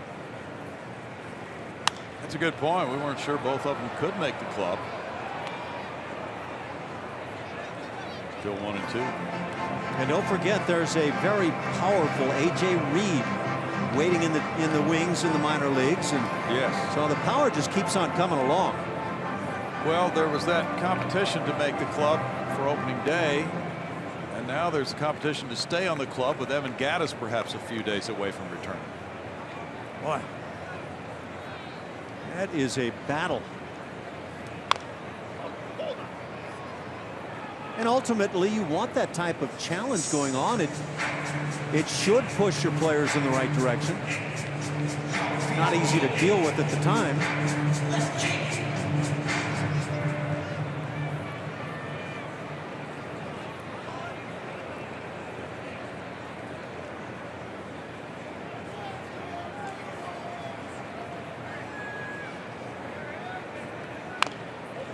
Foul ball, and of course, when the manager thinks about player moves, getting Gattis back onto the ball club, and that's going to take away DH at bats for the other guys, and so who is a better pinch hitter? That comes into focus sometimes. Here's why last night I posed the question about the catching position with Evan Gattis in mind. If he's your backup catcher, then it's easier to construct your roster in my mind. I just don't know if that's viable. And not right now. Foul back. It might be somewhere down the road. I know Evan during the spring wanted to get his drills in as a catcher. He believes he can play back there, and he has. One thing that impacted Evan was National League Baseball to end the season last year in Arizona. No DH there, and so he would like to have that ability to play another position and stay in the lineup. Now the problem also, if you have that guy Evan Gattis as your backup catcher, then when he's your DH, you really don't have another catcher on the bench, and you expose yourself a little bit. Sure. So it may not be the best of scenarios, but boy, it's some wrangling to figure out how you're going to make all this work. It really is. So perhaps it would be better to view him as a third catcher who could fill in if there's an injury and they're shorthanded. Marwin hooks one foul. Meanwhile, through all of it, Marwin Gonzalez continues to be one of the game's elite utility players, if that's what he is right now. I mean, you could run him out there and play every day. Well, he looked great this spring. He had 4 homers. He had solid at bats. He could play all the positions.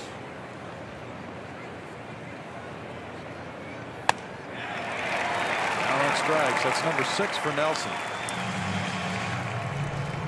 Take another peek at our Mattress Firm Supermo on the home run by Preston Tucker. Away, so well, I don't even know if it's fully away, but Preston has that kind of power. Any part of the Grand Canyon he can go to.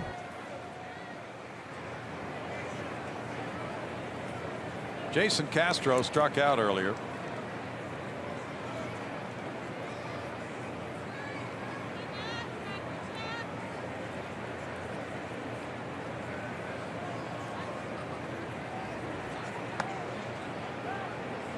Ball 1. We're going to get some numbers for you on the combined start of Preston Tucker and Tyler White. going to be Orlando Cepeda, Willie McCovey like. Boy. I heard you bring up Willie McCovey. I think it was earlier today, did you not? Yeah, on the pregame show. Talking about rookies. And Right. was that maybe going back a little too far for some of the folks, but great combo at first base for the Giants way back in the day. Well, yeah, that was an era for a Giant fan. Mays and McCovey, and Marichal, all that star power, Hall of Fame guys. 2-1. Okay, here is the combined up to the minute statistical pairing of Tucker and White. Preston Tucker, Tyler White are 15 for 27, 5 homers, 13 runs batted in. If you need it in a pinch, that'll do.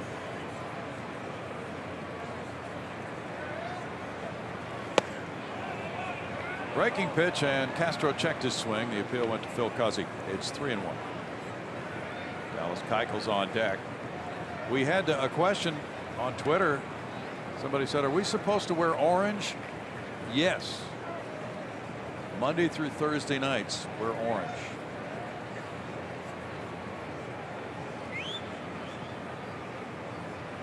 Does that mean you're backing off for the weekend? Yeah. 3-2. There'll be a lot of orange coming into the cleaners on Friday morning. You get that 3-1 opportunity that Jason Castro just saw, and you get the fastball you're no doubt looking for. As a hitter, you kick yourself when you swing through it.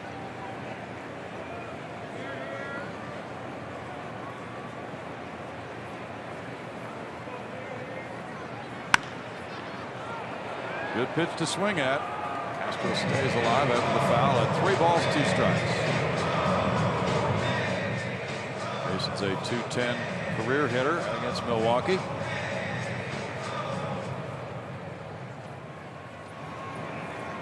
Now the Brewers, when they got that wild card berth in '08, and they got CC Sabathia that year, they really wanted to ramp it up and break this spell of losing seasons, and that worked. Strikeout number 7 for Nelson. Back to McCovey. Walt Dropo, Ash. Love that name. I didn't think I'd hear that today, but you brought it up. Rookie of the Year winners, and the largest decrease in OPS after a rookie season. I didn't know Willie McCovey ever had a decrease in anything, but yeah, Al Bumbry was a really good one when he came to the big leagues. How about Fred Lynn? He was MVP and Rookie of the Year and the whole bit. True. Good names on there. Now Dallas Keuchel looks at strike 1, but that rookie year from McCovey, he was over 1,000 on OPS, wound up going .889 for the rest of his career after that. Well, you would take that kind of a drop off. And I would have hated to have those numbers. Yeah. 1-1. Thanks. That's why I was going to fire you as my agent.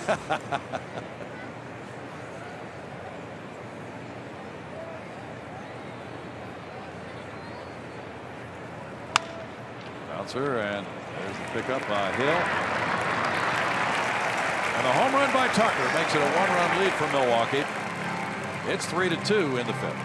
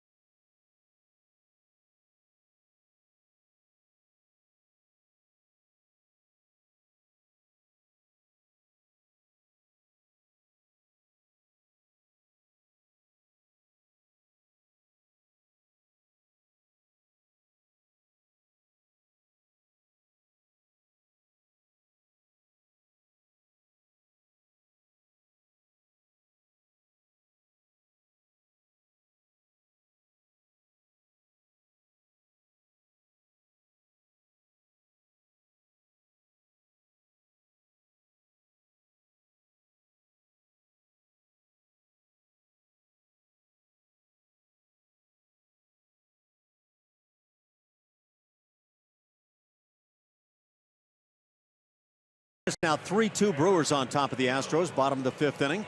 Save money and get the games with the best giveaways, including the Award Series bobbleheads with the Astros 10-game Award Series package. Visit astros.com/mini plans or call 1-877-9-ASTROS to get yours today. Well, there's some orange in the crowd. Rainbow jerseys coming out as Astros fans watch this 3-2 ball game. They saw a Preston Tucker homer a few minutes ago. Now the Brewers leading 3-2 have Aaron Hill leading it off in the home 5th. He had a 2-run single in the 1st. Happy 70th birthday to Bob Watson. The Bull. You know what? There's a name. There's a guy who could just hit. And it makes me think of Tyler White a little bit. Well, that's not a bad comparison. You know, you could keep Bob Watson away from the game all winter long. I'm not sure he needed spring training. Go out there and big at bat, and Bob Watson could hit.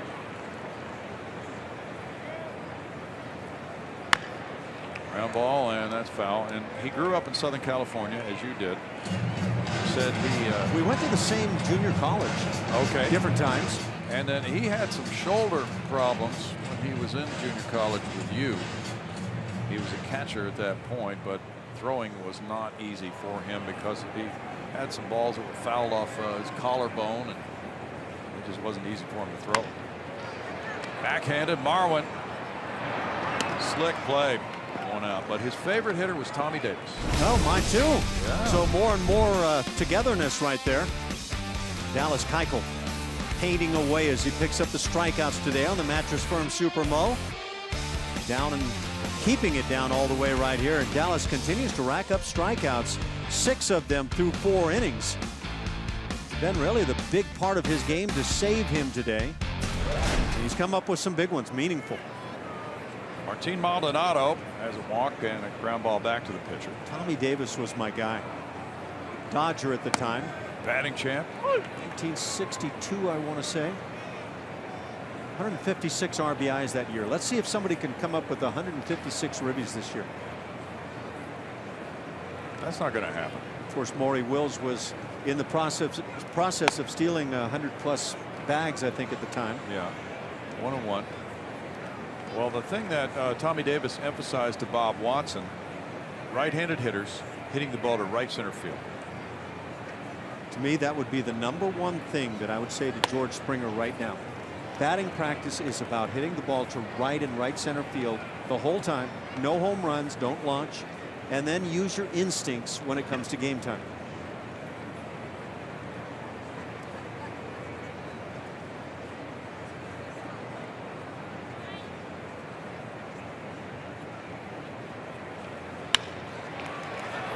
Correa flags it down. Throws from the grass, and White couldn't catch it. He got his mitt on it, but couldn't hold the throw to the outfield side of the bag. He had his foot on the base. Yeah, I would speak for Tyler White. That's probably one of those plays where you try with everything you can to keep that toe on the bag, maintain the bag while giving you everything you can to make the catch. And I don't know if Tyler just, it's hard to say, but it looked like it might have been catchable.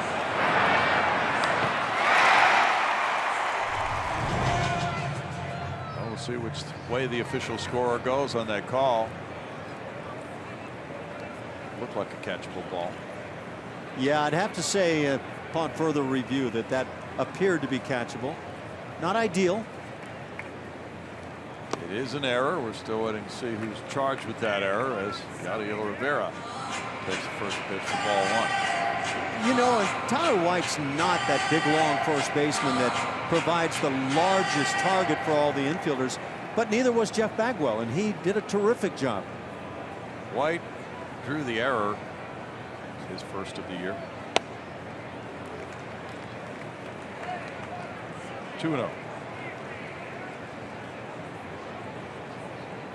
Astros' 3rd error in their 6 games so far. They had allowed just 1 unearned run in the first 5.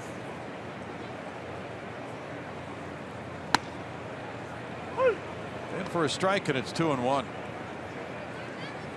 Dallas Keuchel's in bit of a battle on a lot of different fronts today.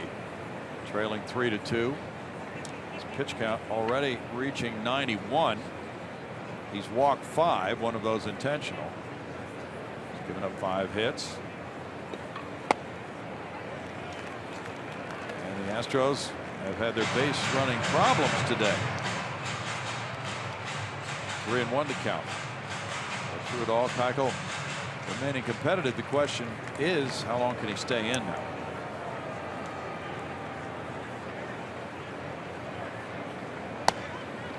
Ball 4 to Rivera. That's walk number 6 for Keuchel.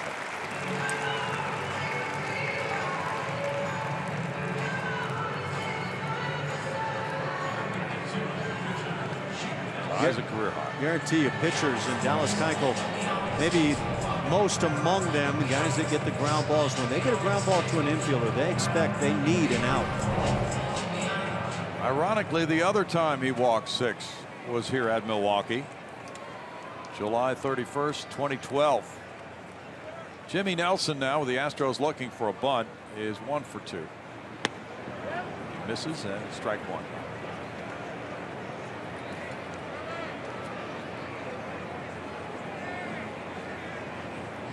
Tyler White charging. Marwin Gonzalez ready to stay back for that throw to third for the force play on Maldonado.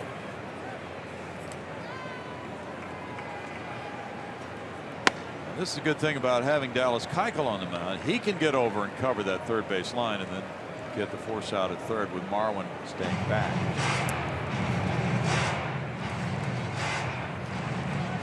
With some pitchers, that would not be a workable plan.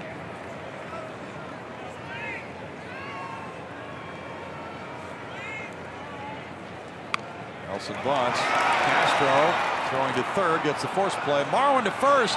To Altuve, double play, and that'll end it here in the 5th inning. Terrific job by Marwin Gonzalez. He's talking with the umpire at third base, Phil Cuzzi.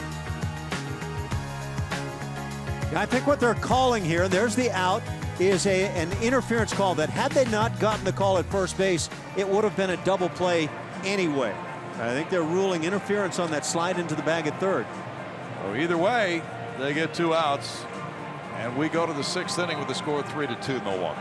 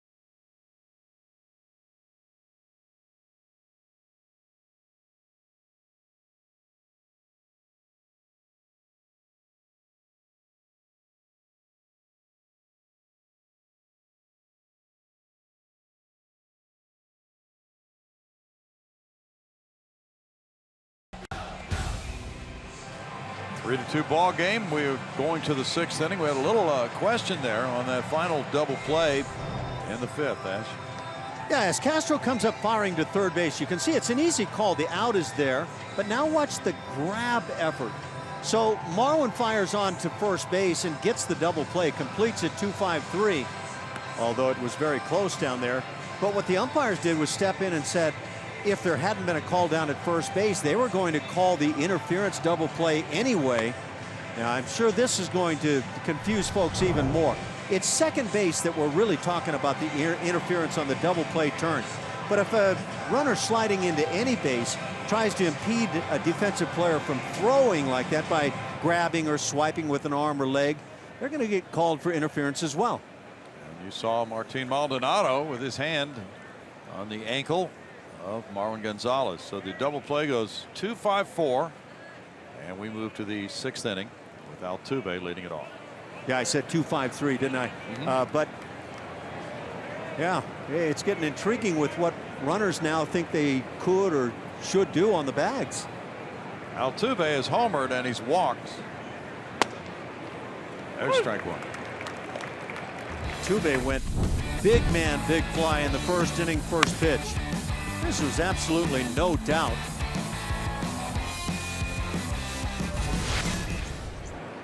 That was number 1 for Jose, his 5th career leadoff homer. Chases that one upstairs and falls behind 0-2. I think he was looking for number 2. What about you? It looked that way, but he pulled the trigger late.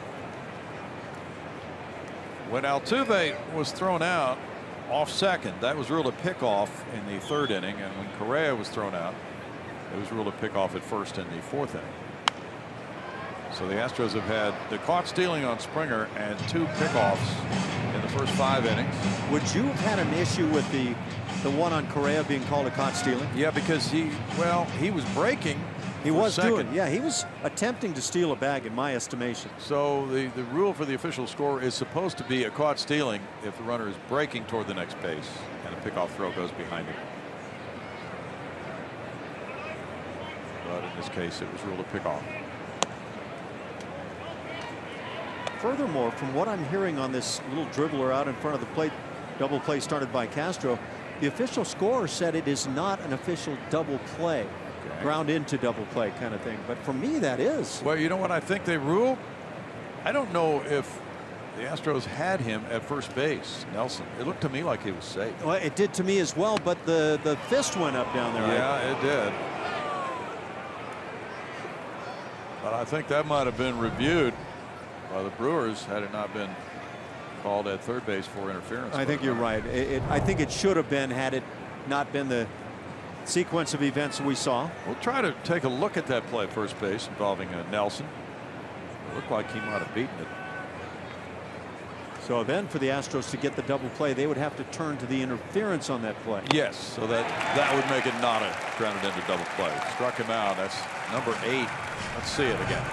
Okay, so Marwin fires onto first, and yeah, that would be overturned if the fist went up, and I think it did down at first. George Springer singled to right, and he struck out. Nelson has whiffed 8 Astros. Altuve and Tucker have provided the 2 runs with long balls. That goes foul for strike 1. The Milwaukee bullpen is reconstructed. There are some injuries and there are some unproven end of game relievers.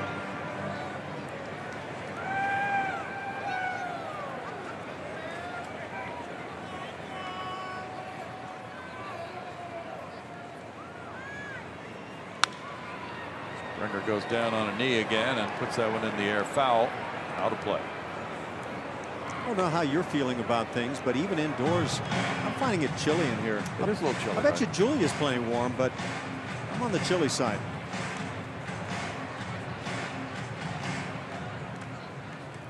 Julia must be off having a brat. What do you think our high temperature has been on the road for this last week? Well, it would be what, day 3 in New York at about 36. Inside for a ball. 1 and 2. And AJ was talking about seems like about a 5-city road trip the Astros have been on. As they left Florida, they came home for the 2 games with Milwaukee. They headed to New York and Milwaukee, and now they're going back home again. And that was right after the trip to Mexico City. I was going to say Mexico City was just before all of that. Yeah. Struck him out looking. That's number 9 for Nelson. Springer now has struck out 9 times this season. He's had some struck out looking scenarios. This one on a pitch that was off the inside edge, so George would have been right in his assessment. Nelson now turns his attention to Carlos Correa, who struck out looking and walked. Colby Rasmus is on deck. Broxton's over in right center field. VR. 1-2-3 in the 6th inning. The Brewers lead it 3-2.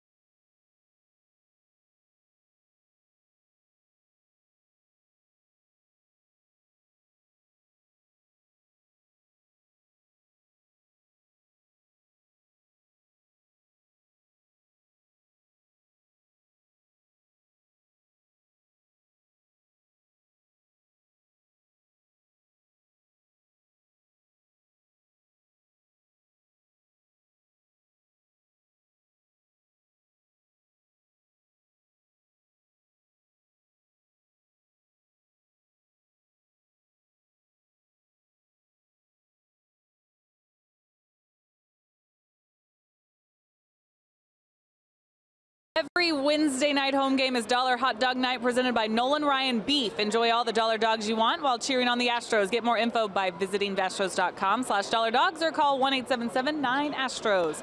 Speaking of ballpark food, I'm at Holy Moly Donuts.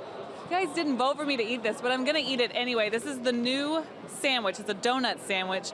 Cinnamon sugar donut pieces. There's caramel and fudge, and I'm going to give it a shot.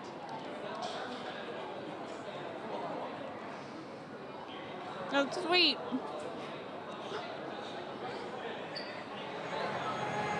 I tell you, that Julia is a gamer, isn't she? Does that have ice cream in it?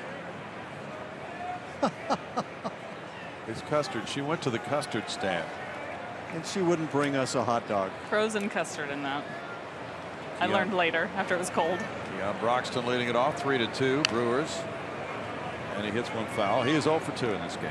I got on my knees begging for a hot dog. No, she wouldn't bring it. She's going to have a donut dog with custard. Are you going to buy those for the whole team? No, no way. Well, here's the thing. The strength and conditioning 1-1. coach. Here's what we're going to do, Julia. Not like that. Here's what we're going to do. Okay. I have some meal money left over. So if the Astros win, I'll buy for the whole team. Donut and frozen custard party. Yeah. Just like in school. Well, it's an attempt to pay back the generosity shown many years ago by Jose Vizcaino, who got the whole team In-N-Out burgers in San Diego. That was good too. Oh, I missed out on that. Yeah, they brought him to the airplane. It was really something. You know, Julia points out though, and wisely so, Body by Jake would not be happy if you did that. Well, that's true also. Struck him out looking. Strikeout number 7.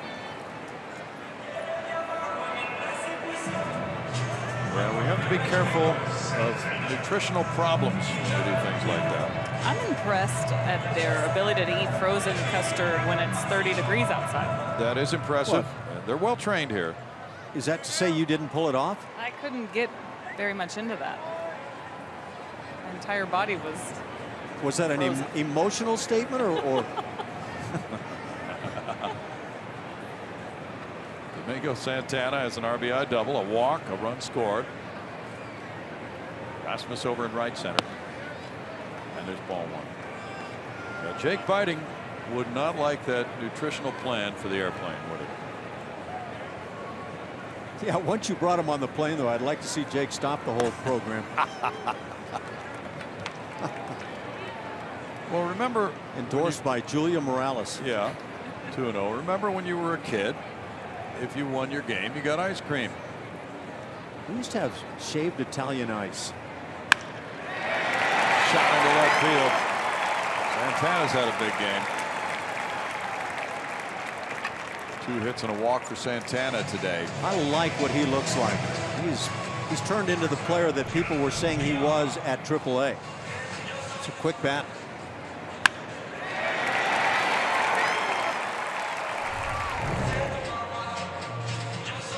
Well, Santana first came to the big leagues with the Astros in 2014. And at the end of a year in which he had hit 16 homers for Oklahoma City and driven in 81, he went 0 for 17 to start his major league career in 2014. Jonathan Villar is 0 for 3. Beats that one into home plate for strike one.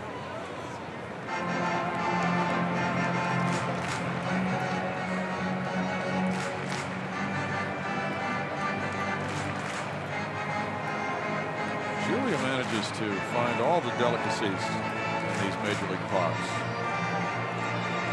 I don't think Julia is going to be replying to us for a while. No. It's a tough gig, guys. Yeah. Claiming she couldn't get into the custard.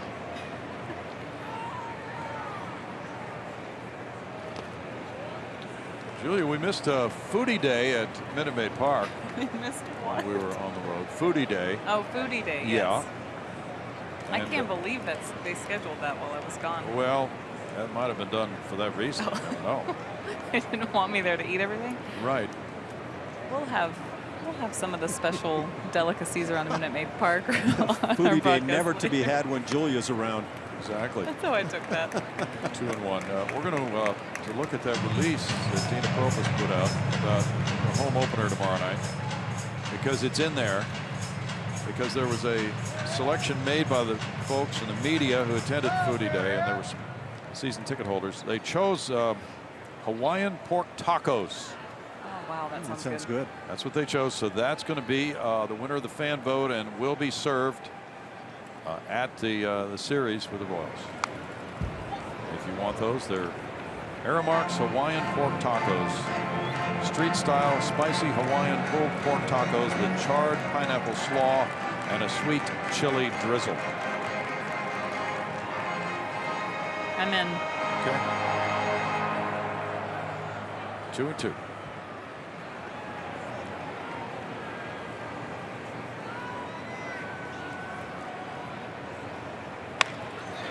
Shot foul. Still 2-2 to VR. We mentioned the opening day street fest starting at 2 o'clock tomorrow. For those of you who want to know the time frame, from 3 to 3:15, AJ Hinch and Jeff Luhnow will be at an Astros pep rally emceed by Steve Sparks. And Sparky will open another Astros pep rally at 3:30, and that goes to 3:45. He'll have more guests on that one. 3-2 to VR now. Sparky's just been turning into Bob Barker lately, hasn't Yeah, he's a very entertaining guy. Bun B's performing at 5:30 on the Budweiser stage, and ceremonies begin on the field at 6:30. So be there at 6:30 in your seats wearing your orange. VR is down on strikes. That's 8 punch-outs for Dallas Keuchel. The field is being prepared. Look at that. Sun shining. What do you think it is? 70 degrees today.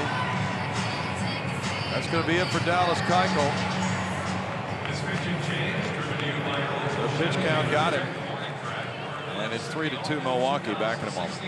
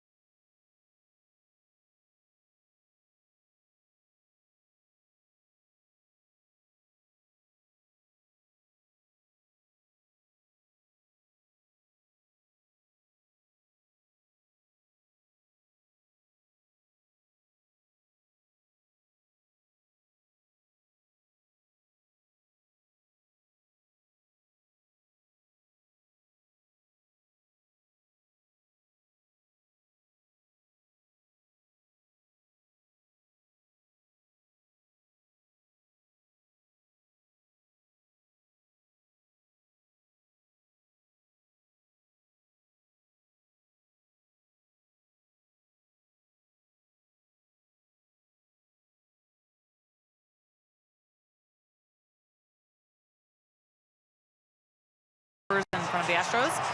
With MLB.TV Premium, you can watch every out-of-market game live in HD on over 400 supported devices and get a free subscription to @Bat Premium, the #1 app for live baseball. Blackout and other restrictions apply. Visit MLB.TV for details. Did I hear it was 81 degrees in Houston? You did. Okay, I'm ready for that. Ready? I am ready.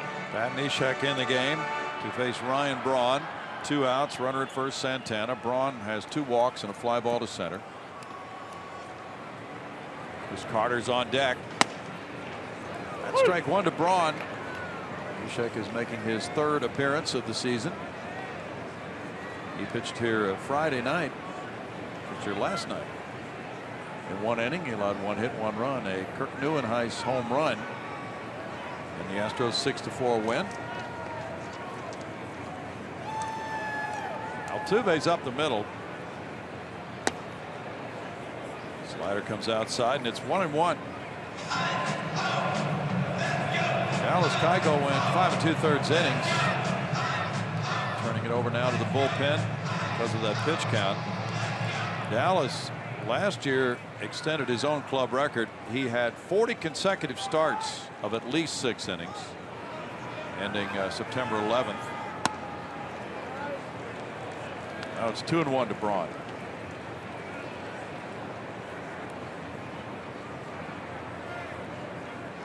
He's talking with Dan Bellino, the home plate umpire.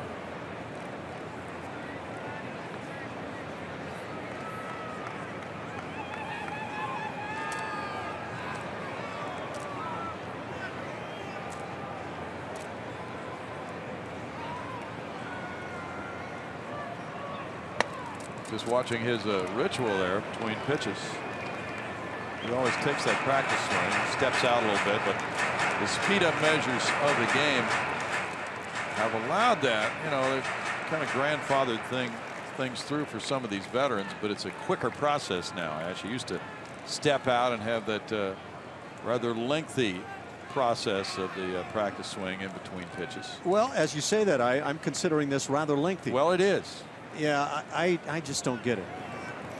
And you would actually call that a practice swing, huh? Well, it's really not that. Deep drive, Rasmus way back at center field at the wall with the catch on the warning track for a big out in this one. No runs, a hit, and a man left. We go to the 7th, 3-2 Milwaukee.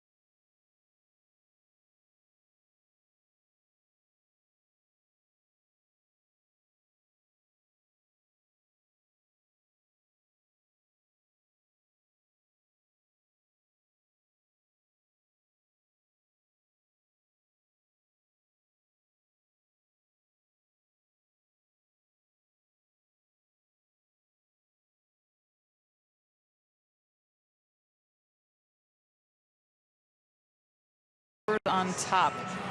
It's time to reveal the winner of our Chevy Stro poll. We asked you which Astro will hit the longest homer this season.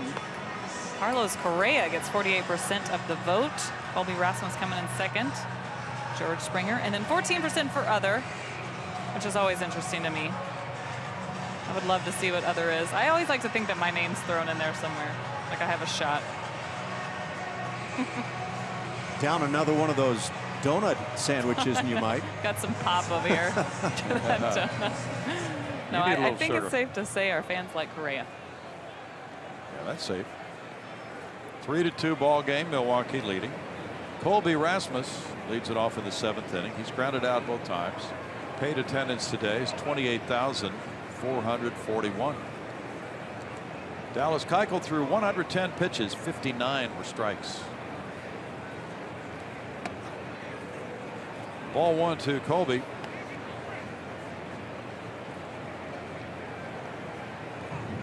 Dallas in 5 2/3 innings allowed 6 hits, 3 runs, walking 6, fanning 8.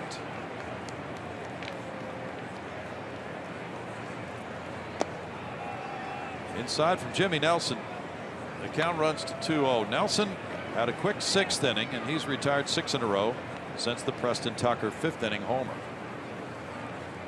As he gets ready for his 100th pitch.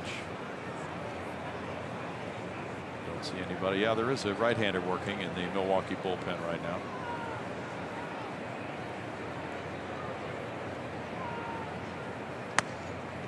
That's off the plate. 3-0. Colby gets a green light here, right? Yeah, I was just going to say, do you give Colby the green light to try to tie this game up? Yes, sir. The way he's been swinging the bat.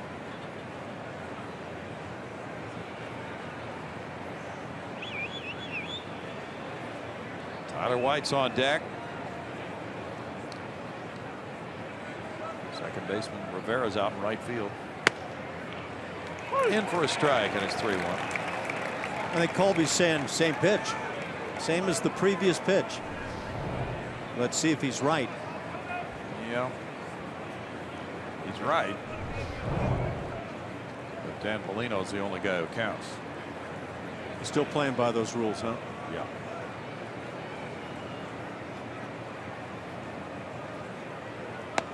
Ball 4. Leadoff walk. That's walk number 4 for Nelson. Tyler White drew a walk in the 2nd inning, and he struck out in the 4th. Now Craig Counsell is going to his bullpen. He's moving in a right-hander after that start to the 7th inning with the Astros trailing 3-2. Back in a moment.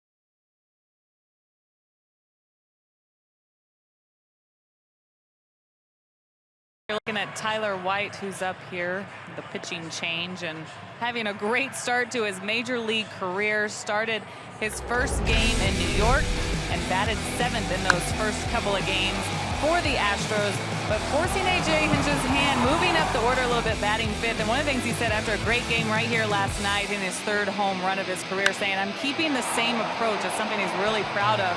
Just that same mindset each and every day that he's up here, getting more and more comfortable with each at bat.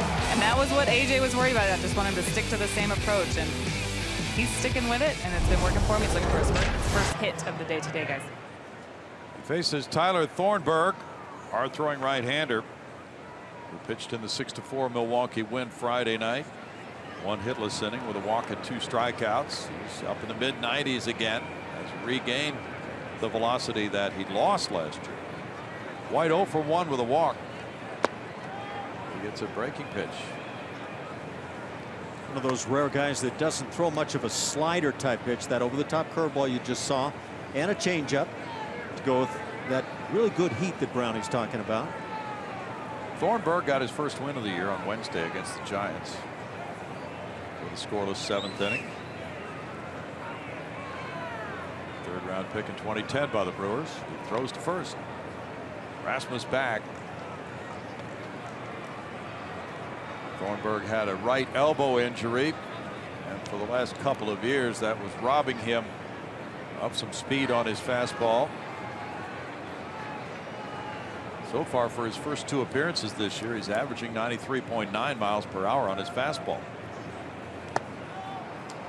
That's 94, right on average, and it's 2-0.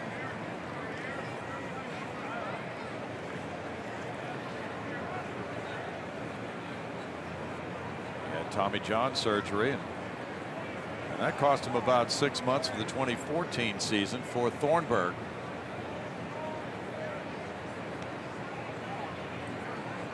You know, we've been hearing for years, Ash, that after Tommy John's surgery, because of the way the ligament is put back in the arm, that pitchers throw faster.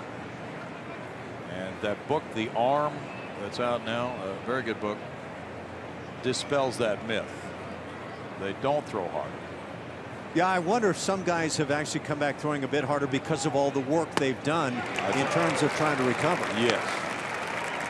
2 and 2 because they're in rehab for a year, right? You stretch everything, you strengthen, and yeah, I think that's certainly possible. But I don't think inherently the surgery does that. Right.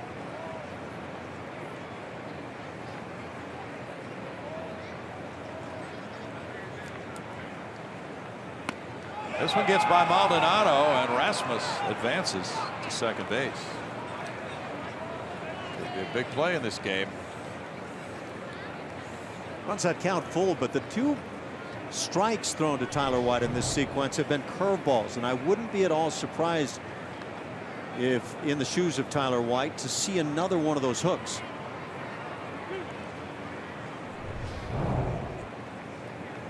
Looked like a wild pitch, didn't it? I would call that a wild pitch, that fastball that just gets yanked.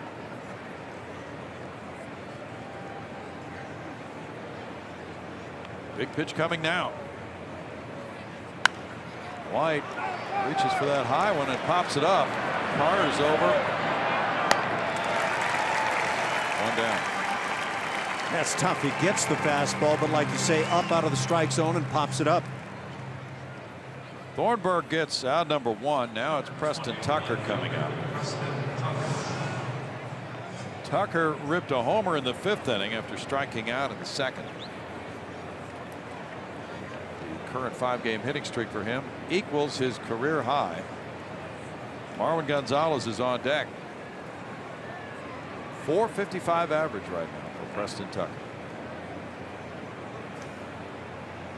I think when you're getting that limited playing time too, one of the things to focus on is not so much your set of numbers, but that each at bat you get those good swings, and he's doing it. It's a good looking curveball. Yes, it was. I would say front of the plate that probably finds at least the bottom of the knees. Brewers have out hit the Astros 6-3. Houston has made the only error. The Astros have left 1. The Brewers have stranded 9.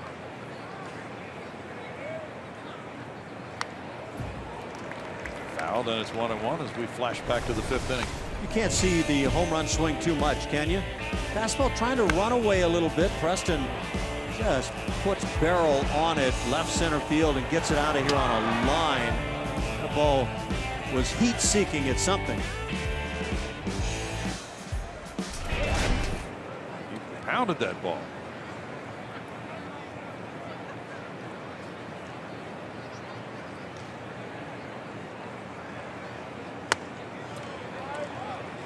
It's 2-1. This would be a good time for his first single of the year. Thornburg is bringing some gas up there. Yes, he is. Along with that over-the-top yacker. He could really help this bullpen, which is down with some people on the disabled list, like Will Smith, Corey Knebel. There are some others too. The Brewers had figured on having for the late innings who were hurt.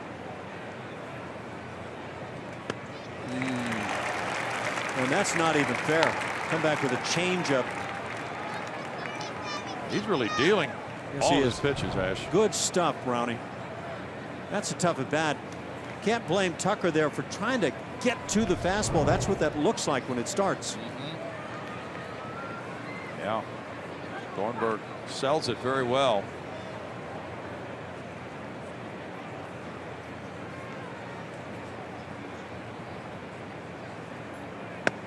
Tucker looks at strike 3. 2 outs.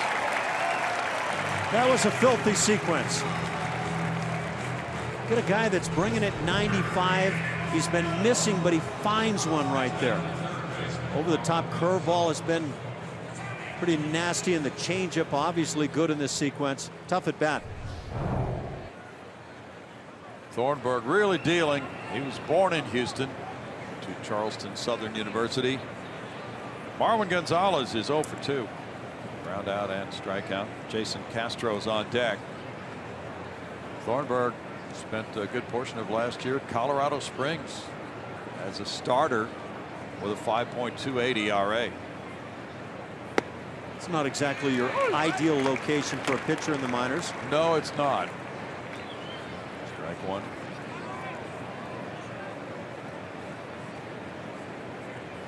Well, the rumor is that Colorado Springs club might be moving to San Antonio.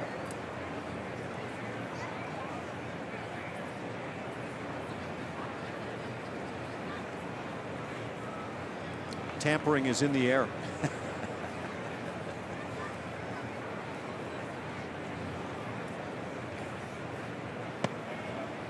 I believe it's going to take a couple years for that process, though. 1 ball and 1 strike. Yeah, but David Stearns, the Brewers' fine young general manager, was talking about it being difficult to analyze pitchers, and he said there are a lot of reasons we would find it difficult, you know, to have that situation long term.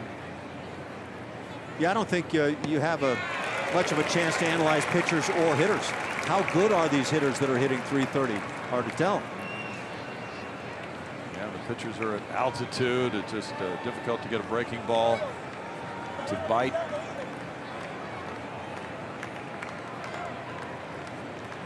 And then does it mess up a guy, a pitcher, enough that he never once again finds it? It could. You know, you kind of think of Mike Hampton going up there and pitching for the Rockies. Good illustration.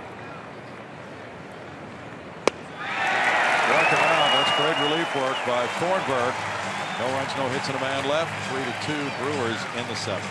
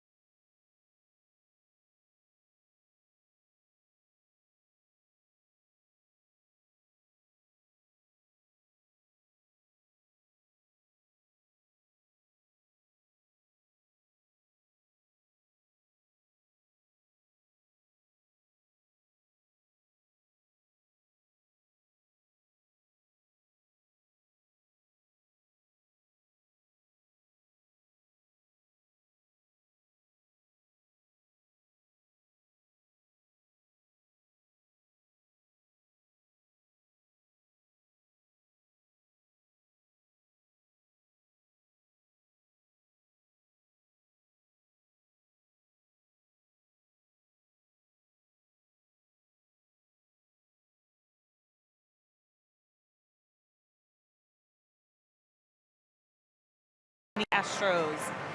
It's time to name that Astro, and it's brought to you by your local Honda dealer. Here are your clues. 40th round pick by the Brewers in 2002. He was an 04 Southland Player of the Year, two-time World Series champion. Tweet us your best guess. We'll let you know the answer later in the broadcast. Brownie. Boy, we're gonna have to work on that, Ash. Another stumper. I actually don't have a clue. No. I know Kevin Bass was not a, of course he was way before that, but Yeah. he was an early round pick. Josh Fields comes in for the Astros. Pat Neshek retired, the only man he faced, Ryan Braun, with a man on to end the 6th inning. And Fields is getting set for his 3rd appearance of the season. In 2 1/3 innings, he's allowed 5 earned runs.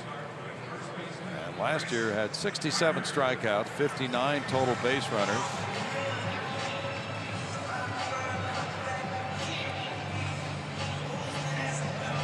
He pitched Friday night, allowing 2 runs in 1 inning, including a 2-run homer from Ryan Braun. In New York, the 2nd game of the year, gave up 3 runs in an inning and a 1/3. Faces Chris Carter. Carter has a walk and a double. 1 for 2 today. That's strike 1. We were just talking about the great stuff that Thornburg was showing in the previous half inning. I would most closely compare Thornburg to the stuff of Josh Fields. It's that mid-90s fastball, over the top curveball, occasional changeup. Yeah. 0-2. After he gave up a 2-run homer to Braun Friday here, he struck out the side.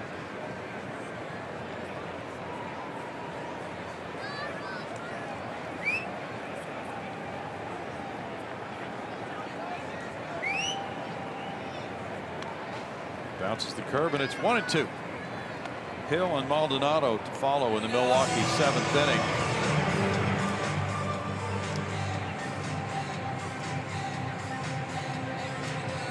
The Astros will have their 8, 9, and 1 hitters due up in the 8th.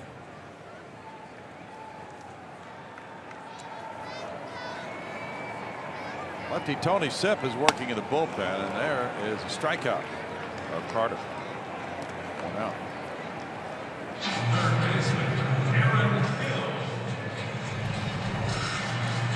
Well, this game started out this afternoon like it was going to be a double-digit affair on both sides. Of course, Dallas Keuchel doesn't typically give up that kind of game, but the way the ball was sounding in the first couple of innings, but the pitching has just taken over. Aaron Hill drove in 2 with a single to right field in the 1st inning. He's 1 for 3. 1 hopper to Correa. Over to White, 2 down. There's nobody warming up right now for Milwaukee. The way Thornburg threw, you can understand why.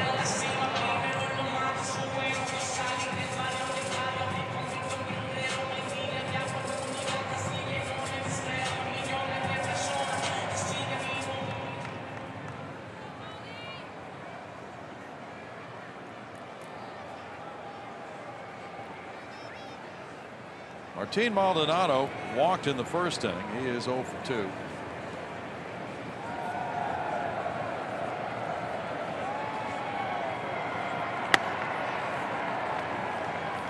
Maldonado takes, and there's ball 1. Tony Sipp in the bullpen, getting ready. Well, people think the answer is Hunter Pence, Ash.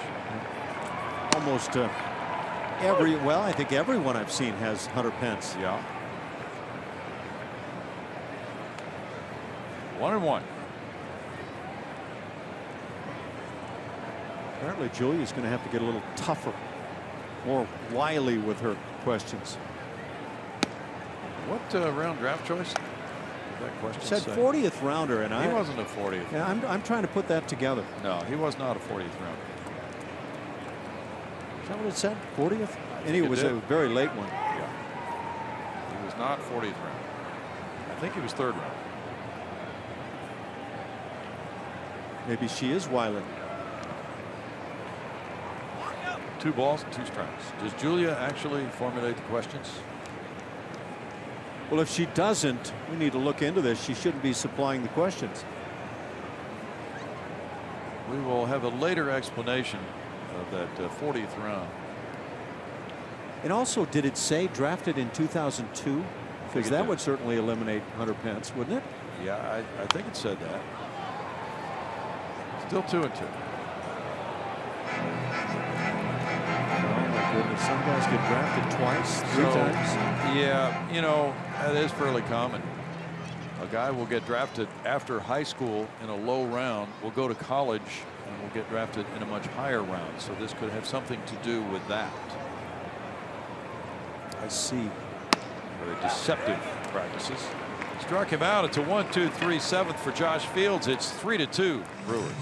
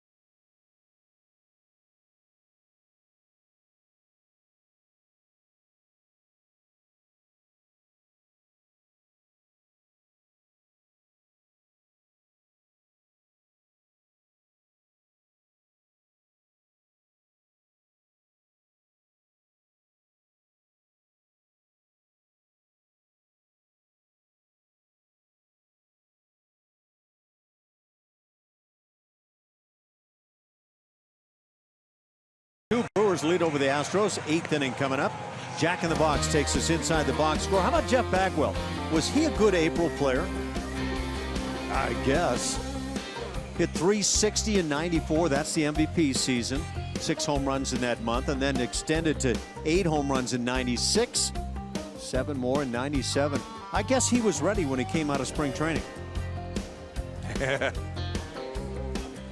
a great way to get the season going, isn't it? Numbers like that. Nothing to look back upon and say, boy, there's where I really had the problems.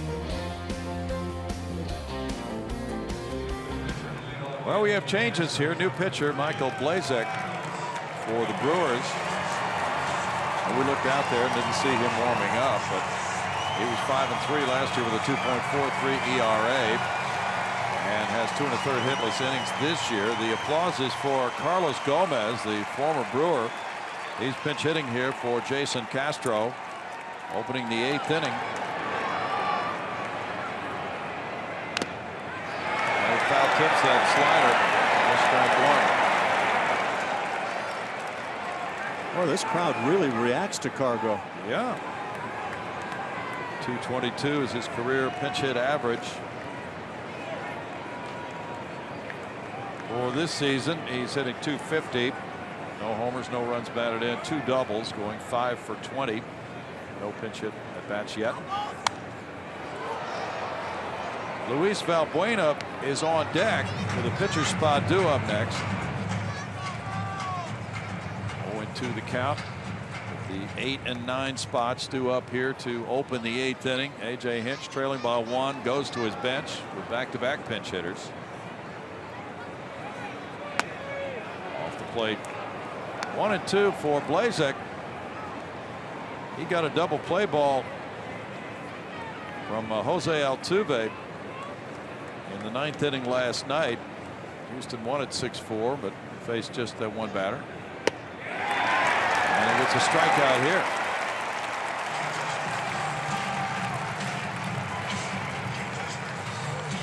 12th strikeout for Milwaukee pitching today.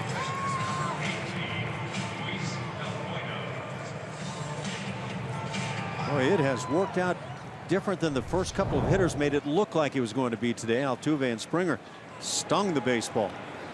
Altuve hit a homer on the game's first pitch. Springer hit a single to right on the game's second pitch. Then the Astros didn't get another hit until the Tucker homer in the 5th.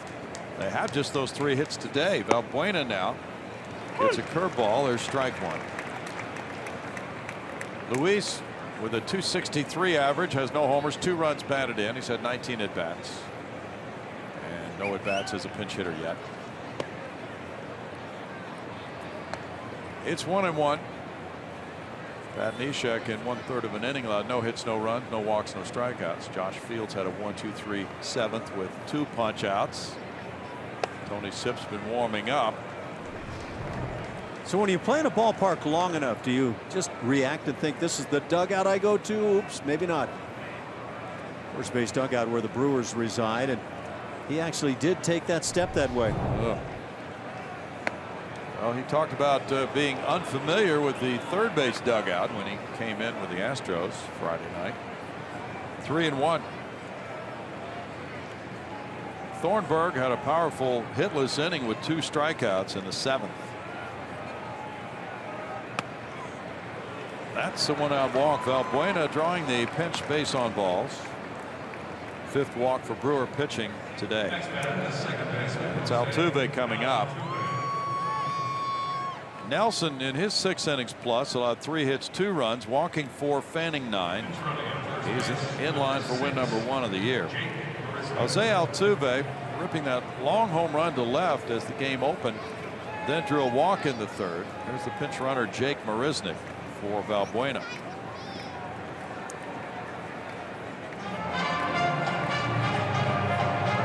There's a conference at the mound with Maldonado and Blazek. Marisnick has had just 3 at bats. He has not attempted a stolen base this season. Has good career numbers though. Jake came in last night to pinch run, and he was running on one of those pitches that was fouled back, if memory serves. Does not have too big a lead, but he draws a throw. The Astros have been running today. Springer caught stealing in the 1st, Altuve in the 3rd, Correa in the 4th.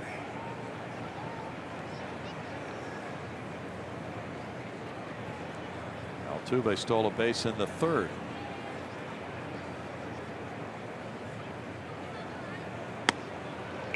That's strike 1. Yeah, Altuve was picked off down at second base. A tremendous throw from the catcher Maldonado to start that one.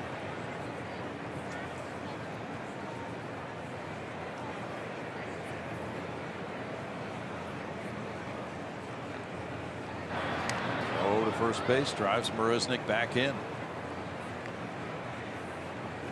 Blazek pitched well last year for 45 games with a 2.43 ERA, striking out 47 in 55 innings, but he had a broken right hand and was on the 60-day disabled list.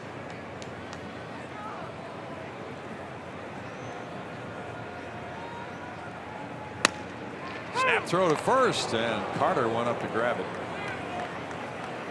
Pitch was a ball to Altuve. I think it's safe to say Maldonado likes to show off that gun of his. Pitch was actually a strike to Altuve. What? Boy, it looked like a ball. Let's see. Oh yeah, that was a better pitch than it looked like initially. Okay, yeah, sure was. 0-2.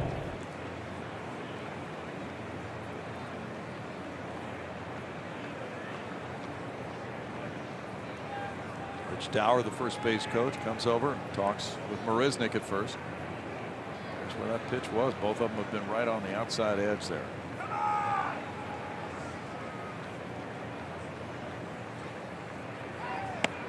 That one's off the edge, and it's 1-2.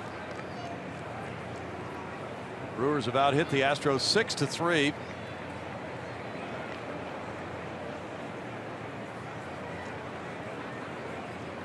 George Springer's on deck.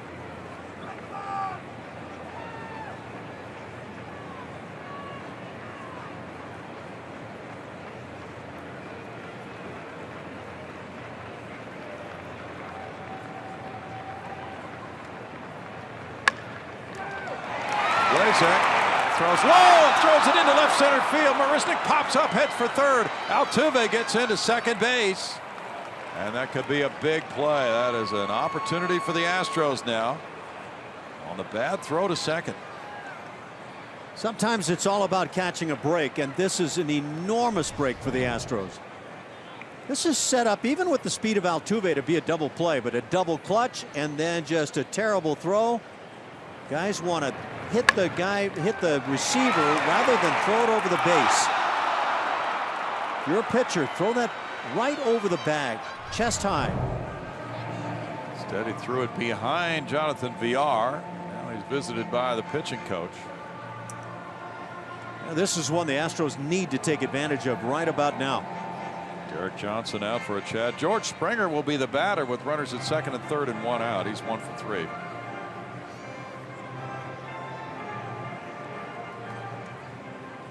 Astros have had some chances and lost those base runners we've been talking about all day, and yet they could still grab the lead here with some production in the 8th inning.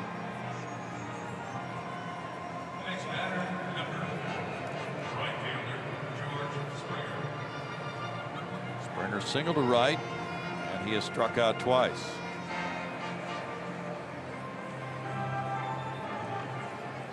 Interleague play this series for the Astros. They'll go back to American League play tomorrow night against Kansas City in the home opener. It'll be a while before they have another interleague series. Springer chases one in the dirt. There's strike one.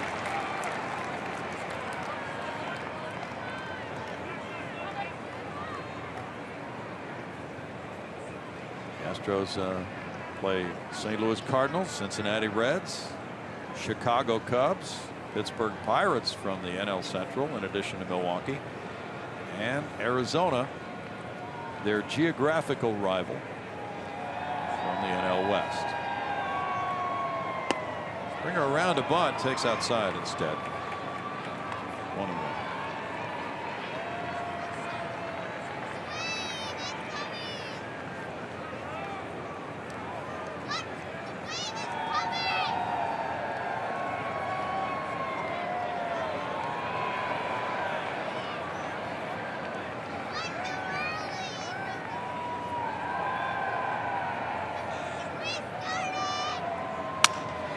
Broken bat, looper out into shallow center field. Marisnick is tagging, he's coming and now stopping, and the throw is handled by Maldonado.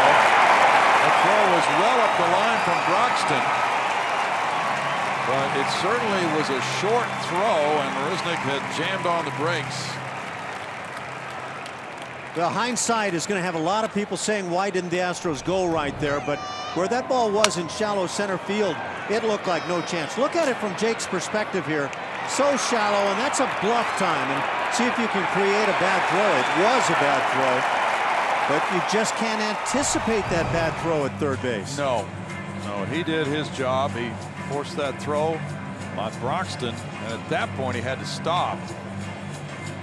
So ranked as a 7 there.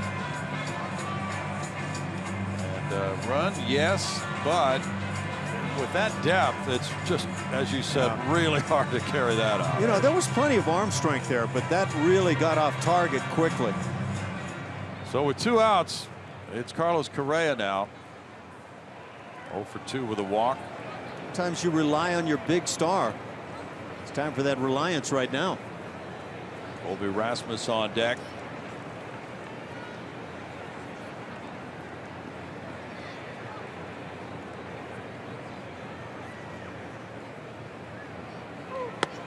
That's strike one. Yeah, certainly, as it turned out, Jake Marisnick could have scored. Yeah.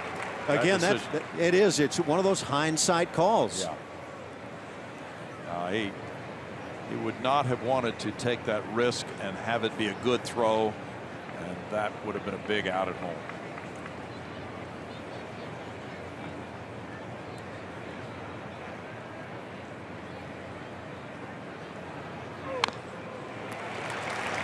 0-2.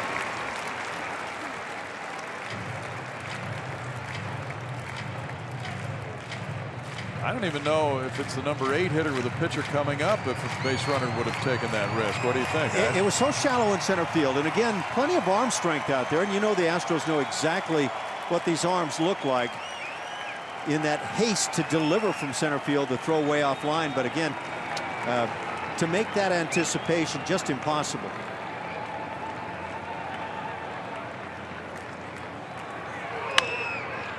Tap to VR. And it's no runs, no hits, 1 error, 2 men left. We go to the bottom of the 8th inning, 3-2 Brewers.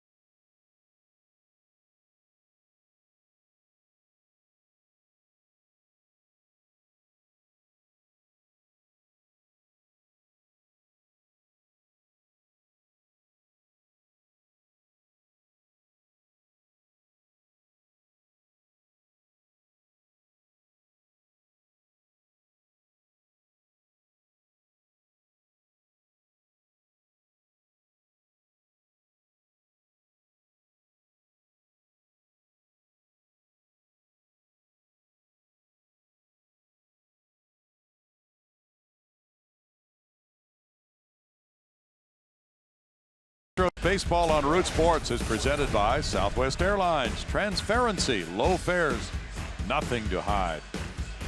And by Lexus, the new 2016 Lexus ES and ES Hybrid. It's next level luxury. Hot pretzels here in Milwaukee. 3-2. The Brewers lead it. They come up in the bottom of the 8th inning. And it'll be right-hander Will Harris, pitcher number 4, working for the Astros against the bottom of the order. That's a painful previous half inning for the Houston Astros. You have that situation, men at second and third, 1 out. You've got the key guys coming to the plate, 2 and 3, Springer and Correa, and can't get it done. And the Brewers have to feel very fortunate. Will Harris came in last night for a scoreless inning in the Astros 6-4 win. He worked the 7th inning. He gave up a 1-out single to Jonathan VR. Had a strikeout along the way. Carlos Gomez stays into the game, and he is in center field. Colby Rasmus has now moved to right field, and the batter is Rivera. Rivera looks at ball 1. Brownie, last year Will Harris, for me, was an also mentioned MVP kind of guy on this club. I thought he was such a large part of what the bullpen did all year long. Luke Gregerson, probably the biggest guy out there. 1-1, yeah. Will Harris was in a lot of key situations. New catcher is Eric Kratz.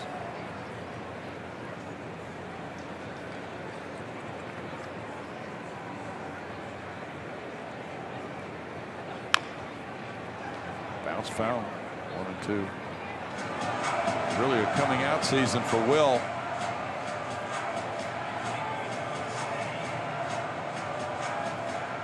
Took a loss in New York in the 8-5 game.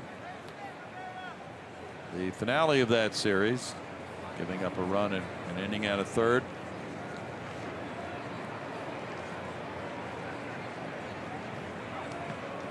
Bounces. Kratz shows his blocking style even with nobody on base. Boy, is he good. Yeah.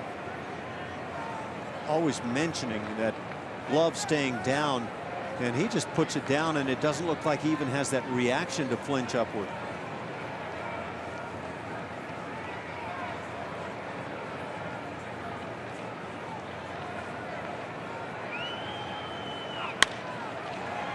To Altuve.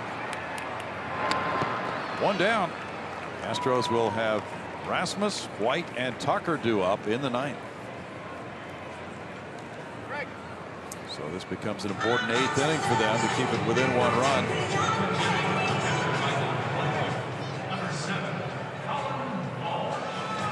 Now Colin Walsh is the pinch hitter for the pitcher Blazek. Switch hitting infielder 0 for 4 to begin his major league career. He was taken in the Rule 5 draft over the winter by the Brewers. That one bounces for ball 1. Walsh is 26 years old. He was in the Oakland organization. St. Louis had drafted him in 2010. He went to Stanford. Last year had a big year at AA Midland, hitting .302, drawing 124 walks to lead the minors. He made an out last night. You talk about him appearing in that one, but to me it was made me watch him. I thought this guy looks good at the plate. Yeah. I'm sure he wasn't happy in the end after striking out, but you see something in different guys. This is his 5th game, all off the bench. 2-1. Well, the rules are that as you see the closer Jeremy Jeffress warming up, a Rule 5 pick needs to be on the major league roster all year or be offered back to his last club, which can take him back if it chooses.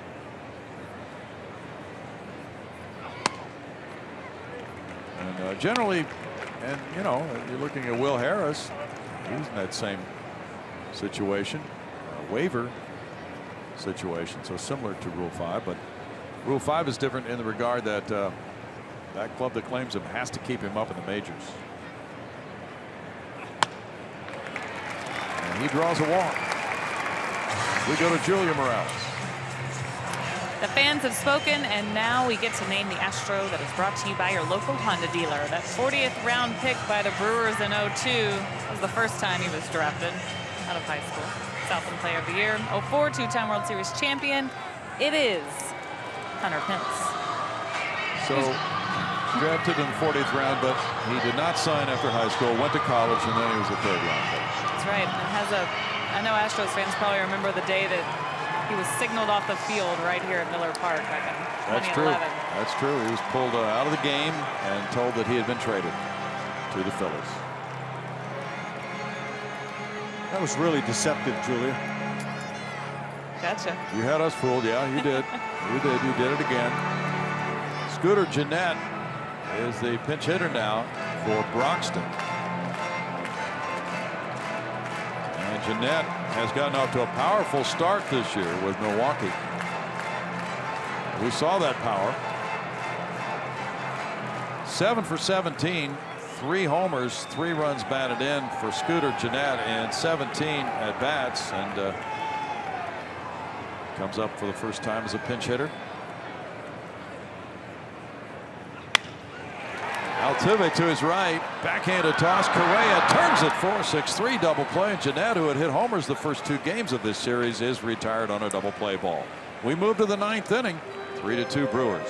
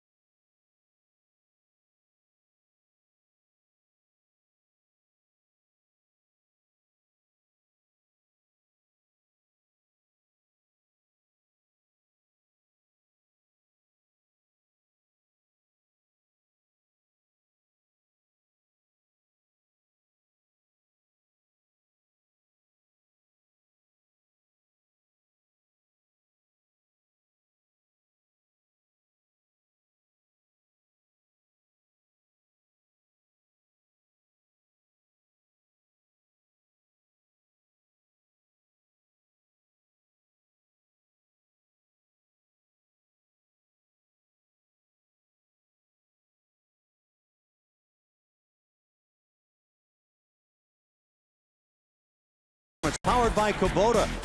Let's talk about Dallas Keuchel. Wasn't his best day, certainly not his sharpest, but he really battled to hang in there. Needs his teammates, the offense, to come through a little bit right about now, but 5 2/3 innings, 6 strikeouts, or rather 6 hits allowed and 3 runs, 8 strikeouts, needing 110 pitches to get to that point, 5 2/3 innings. Dallas Keuchel gave it everything he had this afternoon. Now Jeremy Jeffress, the closer, comes in for Milwaukee. New center fielder is Kirk Neuenhuis. He takes over for Broxton.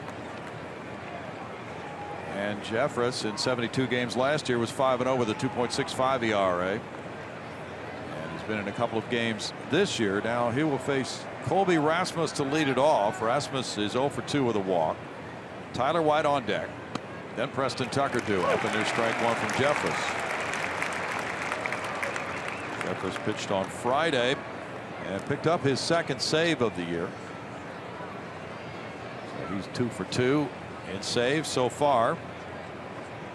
He allowed an inherited runner to score, but he wasn't charged with the run. 0-2. Well, he was the beneficiary of that call at second base. On the slide by Colby Rasmus, a double play was ruled by the umpiring crew and upheld upon video review in New York on a ball hit by Jose Altuve. Those were the final 2 outs in the game that Jeffress got to get that save in a 2-run ball game. Grounded foul.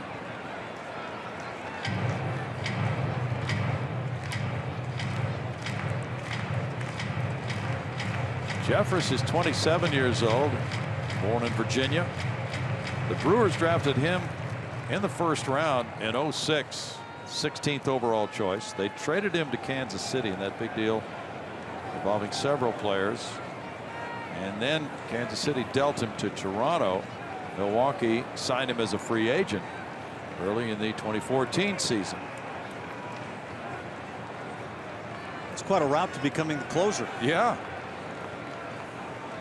And then this year he was to have shared the closing duties with Will Smith, a lefty, but Smith injured his knee taking a shoe off after a game.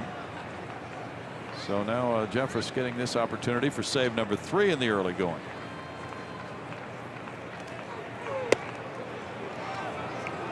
One and 2. Francisco Rodriguez, last 2 seasons, had a combined 82 saves with the Brewers. And he moved along to Detroit as a free agent. So the bullpen mix has really changed here with K-Rod leaving and with the injuries in the late innings to these other bullpen guys who might have shared those duties. 2 balls, 2 strikes. Breaking ball just busting in, but able to lay off a genuine power threat.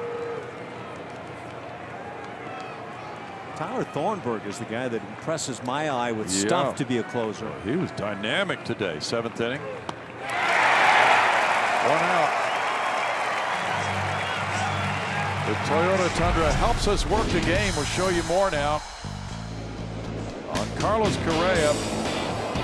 How will he be in his 2nd season? Dealing with a hype as a young star. Well, so far for the Rookie of the Year, it's not been a problem.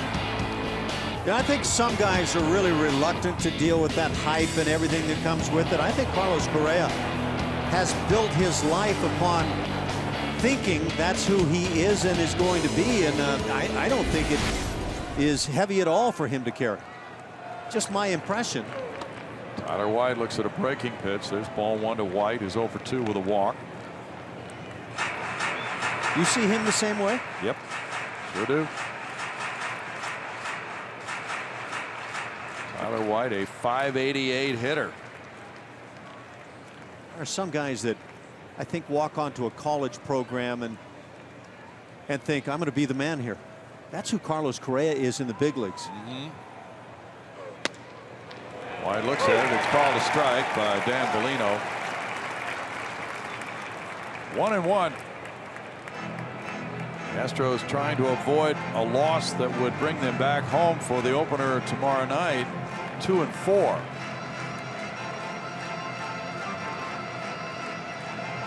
George Springer had a big at bat. That little shallow fly ball into center field came up shy of being able to drive in a run with 1 out. Michael Blazek in 1 inning allowed no hits, no runs, had 1 walk, 1 strikeout. Grounded foul, so the Milwaukee pitching has done a job on the Astros, holding them to 3 hits and 2 runs through 8 1/3. Jose Altuve led off the game with a homer on the first pitch. Preston Tucker led off the 5th inning with a home run.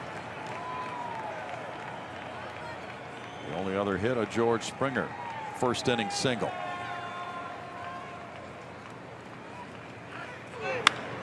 Up the middle, and there's the second sacker blocking it. Rivera gets up and throws him out.